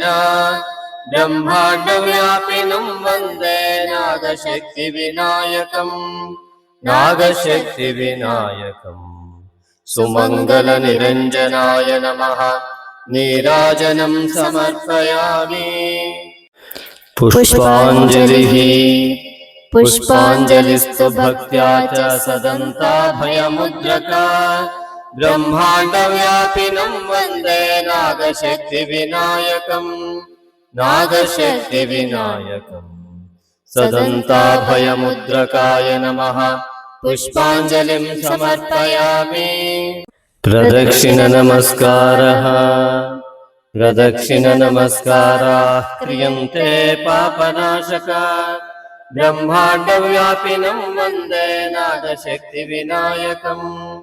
नागशक्तिविनायकम् पापनाशकाय नमः। प्रदक्षिणनमस्कारान् समर्पयामि। प्रसन्नार्घ्यम् उपनीताय विद्महे सुप्रसन्नाय धीमहि। तन्नो वटुः प्रचोदयात्। अभयहस्ताय विद्महे बालरूपाय धीमहि। तन्नो वटुः प्रचोदयात्। अग्निरूपाय विद्महे यज्ञमयाय धीमहि। तन्नो वटुः प्रचोदयात्। ईशपुत्राय विद्महे गौरीसुताय धीमहि। तन्नो वटुः प्रचोदयात्। पाशहस्ताय विद्महे अङ्कुशधर्त्रे च धीमहि। तन्नो वटुः प्रचोदयात्। अर्घ्यन्ते अभ्रवर्णाय शुभ्रवस्त्रधराय च। ब्रह्माण्डव्यापिनं वन्दे नागशक्तिविनायकम् नागशक्तिविनायकम् शुभ्रवस्त्रधराय नमः प्रसन्नार्घ्यं समर्पयामि. ಭಕ್ತಿಯಿಂದ ಪ್ರಾರ್ಥಿಸಿಕೊಳ್ಳುವುದು. ಹೇ ನಾಗಶಕ್ತಿ ವಿನಾಯಕ, ನಾನು ಮಾಡುವ ಎಲ್ಲ ಯೋಚನೆಗಳನ್ನು, ನಾನು ಮಾಡುವ ಎಲ್ಲ ಕೆಲಸಗಳನ್ನು, ನಾನು ಆಡುವ ಎಲ್ಲ ಮಾತುಗಳನ್ನು ನಿನಗೇ ಅರ್ಪಿಸುತ್ತೇನೆ, ನಿನ್ನ ಪಾದಾರವಿಂದಗಳಲ್ಲಿ ಅರ್ಪಿಸುತ್ತೇನೆ. ಹೇ ನಾಗಶಕ್ತಿ ವಿನಾಯಕ, ನನ್ನ ಯೋಚನೆಗಳೆಲ್ಲವೂ ಕೂಡ ನಿನ್ನ ಧ್ಯಾನ, ನಾನು ಮಾಡುವ ಕೆಲಸಗಳೆಲ್ಲ ನಿನ್ನ ಸೇವೆ, ನಾನಾಡುವ ಎಲ್ಲ ಮಾತುಗಳು ನಿನ್ನ ಸ್ತುತಿ. ಹೇ ನಾಗಶಕ್ತಿ ವಿನಾಯಕ, ನನ್ನ ಪೂರ್ವಜನ್ಮದ ಜನ್ಮಾಂತರದ ಎಲ್ಲ ದೋಷಗಳನ್ನು, ಈ ಜನ್ಮದಲ್ಲಿ ಉಂಟಾದ ಎಲ್ಲ ದೋಷಗಳನ್ನು ಮತ್ತು ಕುಟುಂಬದಿಂದ ಬಂದ ಸಮಸ್ತ ದೋಷಗಳನ್ನು ನಿವಾರಣೆ ಮಾಡಿ ಅನುಗ್ರಹಿಸು. ನನಗೂ ನನ್ನ ಕುಟುಂಬಕ್ಕೂ ಕುಲಕ್ಕೂ ನಮ್ಮ ದೇಶಕ್ಕೂ ನಮ್ಮ ಜಗತ್ತಿಗೂ ಕೂಡ ಸಂಪೂರ್ಣ ನಿನ್ನ ಅನುಗ್ರಹದ ಮೂಲಕ ಶಾಂತಿ ಉಂಟಾಗಲಿ, ಸಮಸ್ತ ವಿಧವಾದ ಒಳಿತುಂಟಾಗಲಿ. ನಾನು ನಿನಗೆ ಶರಣಾಗಿದ್ದೇನೆ. मनसोद्दिष्ट प्रार्थनां समर्पयामि. अनेन श्रीनागशक्तिविनायक मानस पूजाराधन कर्मणा श्रीनागशक्तिविनायक प्रीयताम्. प्रसादः प्रसादं देहि भगवन्, प्रसीद मम देवता. ब्रह्माण्डव्यापिनं वन्दे नागशक्तिविनायकम् नागशक्तिविनायकम् नागशक्तिविनायकम्. प्रसीद प्रसीद ಪ್ರಸಾದಂ ದೇಹಿ. ಶ್ರೀ ನಾಗಶಕ್ತಿ ವಿನಾಯಕನ ಅಭಯ ಹಸ್ತದಿಂದ ಸಂಪೂರ್ಣವಾದ ಒಂದು ಅಭಯ ಲಭ್ಯವಾಗಿದೆ. ನಿಧಾನವಾಗಿ ಕೈಗಳನ್ನು ಉಜ್ಜಿ ಕಣ್ಣುಗಳ ಮೇಲೆ ಅಂಗೈಗಳನ್ನು ಇಟ್ಟುಕೊಂಡು ನಿಧಾನವಾಗಿ ಕಣ್ತೆರೆದು ಆ ನಾಗಶಕ್ತಿ ವಿನಾಯಕನನ್ನು ಮನಸ್ಸಿನಲ್ಲಿ ಸ್ಮರಿಸುತ್ತಾ ಈ ದಿನ ಸಂಪೂರ್ಣವಾಗಿ ನಾಗಶಕ್ತಿ ವಿನಾಯಕನ ಸಂಪೂರ್ಣ ಅನುಗ್ರಹದಿಂದ ಸಮಸ್ತ ಶುಭವುಂಟಾಗಲಿದೆ ಎಂಬುದಾಗಿ ಭಾವಿಸಿ ನಿತ್ಯ ಶ್ರೀ ನಾಗಶಕ್ತಿ ವಿನಾಯಕನ ಮಾನಸ ಪೂಜೆಯನ್ನು ಮಾಡಿ ನಿತ್ಯವೂ ಧನ್ಯರಾಗಿ. ನಮ್ಮನ್ನು ಸೃಷ್ಟಿಸಿದ ದೇವರಿಗೆ ಋಣಿಯಾಗಿ ದಾನದಲ್ಲೇ ಶ್ರೇಷ್ಠವಾದ ದಾನವಾದ ಸಾತ್ವಿಕ ದಾನವನ್ನು ಮಾಡಲು ಸಹೃದಯ ಆಸಕ್ತ ದಾನಿಗಳಿಗಿದು ಪುಣ್ಯಕಾಲ. ಶ್ರೀ ನಾಗಶಕ್ತಿ ವಿನಾಯಕನ ದೇವಾಲಯ ನಿರ್ಮಾಣಕ್ಕಾಗಿ ಭಕ್ತಿಭಾವದಿಂದ ನೀವು ನೀಡುವ ಒಂದೊಂದು ರೂಪಾಯಿಯೂ ನಿಮ್ಮ ಅನೇಕ ತಲೆಮಾರುಗಳವರೆಗೆ ಪುಣ್ಯವನ್ನು ಪ್ರವಹಿಸುವ ದೇಣಿಗೆಯಾಗಿರುವುದು. ಈಗಾಗಲೇ ಶಿವಮೊಗ್ಗದ ಶಕ್ತಿಧಾಮ ಟೌನ್ಶಿಪ್ನಲ್ಲಿ ನಿರ್ಮಾಣ ಹಂತದಲ್ಲಿರುವ ಶ್ರೀ ನಾಗಶಕ್ತಿ ವಿನಾಯಕನ ದೇವಾಲಯಕ್ಕೆ ಸುಮಾರು 1.5 ಕೋಟಿಯಷ್ಟು ನಿರ್ಮಾಣ ವೆಚ್ಚ ತಲುಪಬಹುದೆಂದು ಅಂದಾಜಿಸಿದ್ದು, ದೈವೇಚ್ಛೆಯಂತೆ ಭಕ್ತಿಯುಕ್ತ ಮುಕ್ತ ಮನಸ್ಸಿನಿಂದ 9448507161 ಈ ನಂಬರಿಗೆ ನಿಮಗೆ ದೇವಪ್ರೇರಣೆಯಾದಷ್ಟು ದೇಣಿಗೆಯನ್ನು ಫೋನ್ಪೇ ಅಥವಾ ಗೂಗಲ್ ಪೇ ಮಾಡಿ ರಿಸಿಪ್ಟನ್ನು ವಾಟ್ಸಪ್ ಮಾಡಿ ಟೆಂಪಲ್ ಅಥವಾ ದೇವಾಲಯವೆಂದು ನಮೂದಿಸಿದಲ್ಲಿ ಸೂಕ್ತ ದೇಣಿಗೆಗೆ ವಾಟ್ಸಪ್ನಲ್ಲಿ ರಶೀದಿ ಕಳುಹಿಸಲಾಗುವುದು. ಹೆಚ್ಚಿನ ಮಾಹಿತಿಗಾಗಿ ವಾಟ್ಸಪ್ ಮೂಲಕ ಸಂಪರ್ಕಿಸಬಹುದು. ಸರ್ವೇ ಜನಾಃ ಸುಖಿನೋ ಭವಂತು.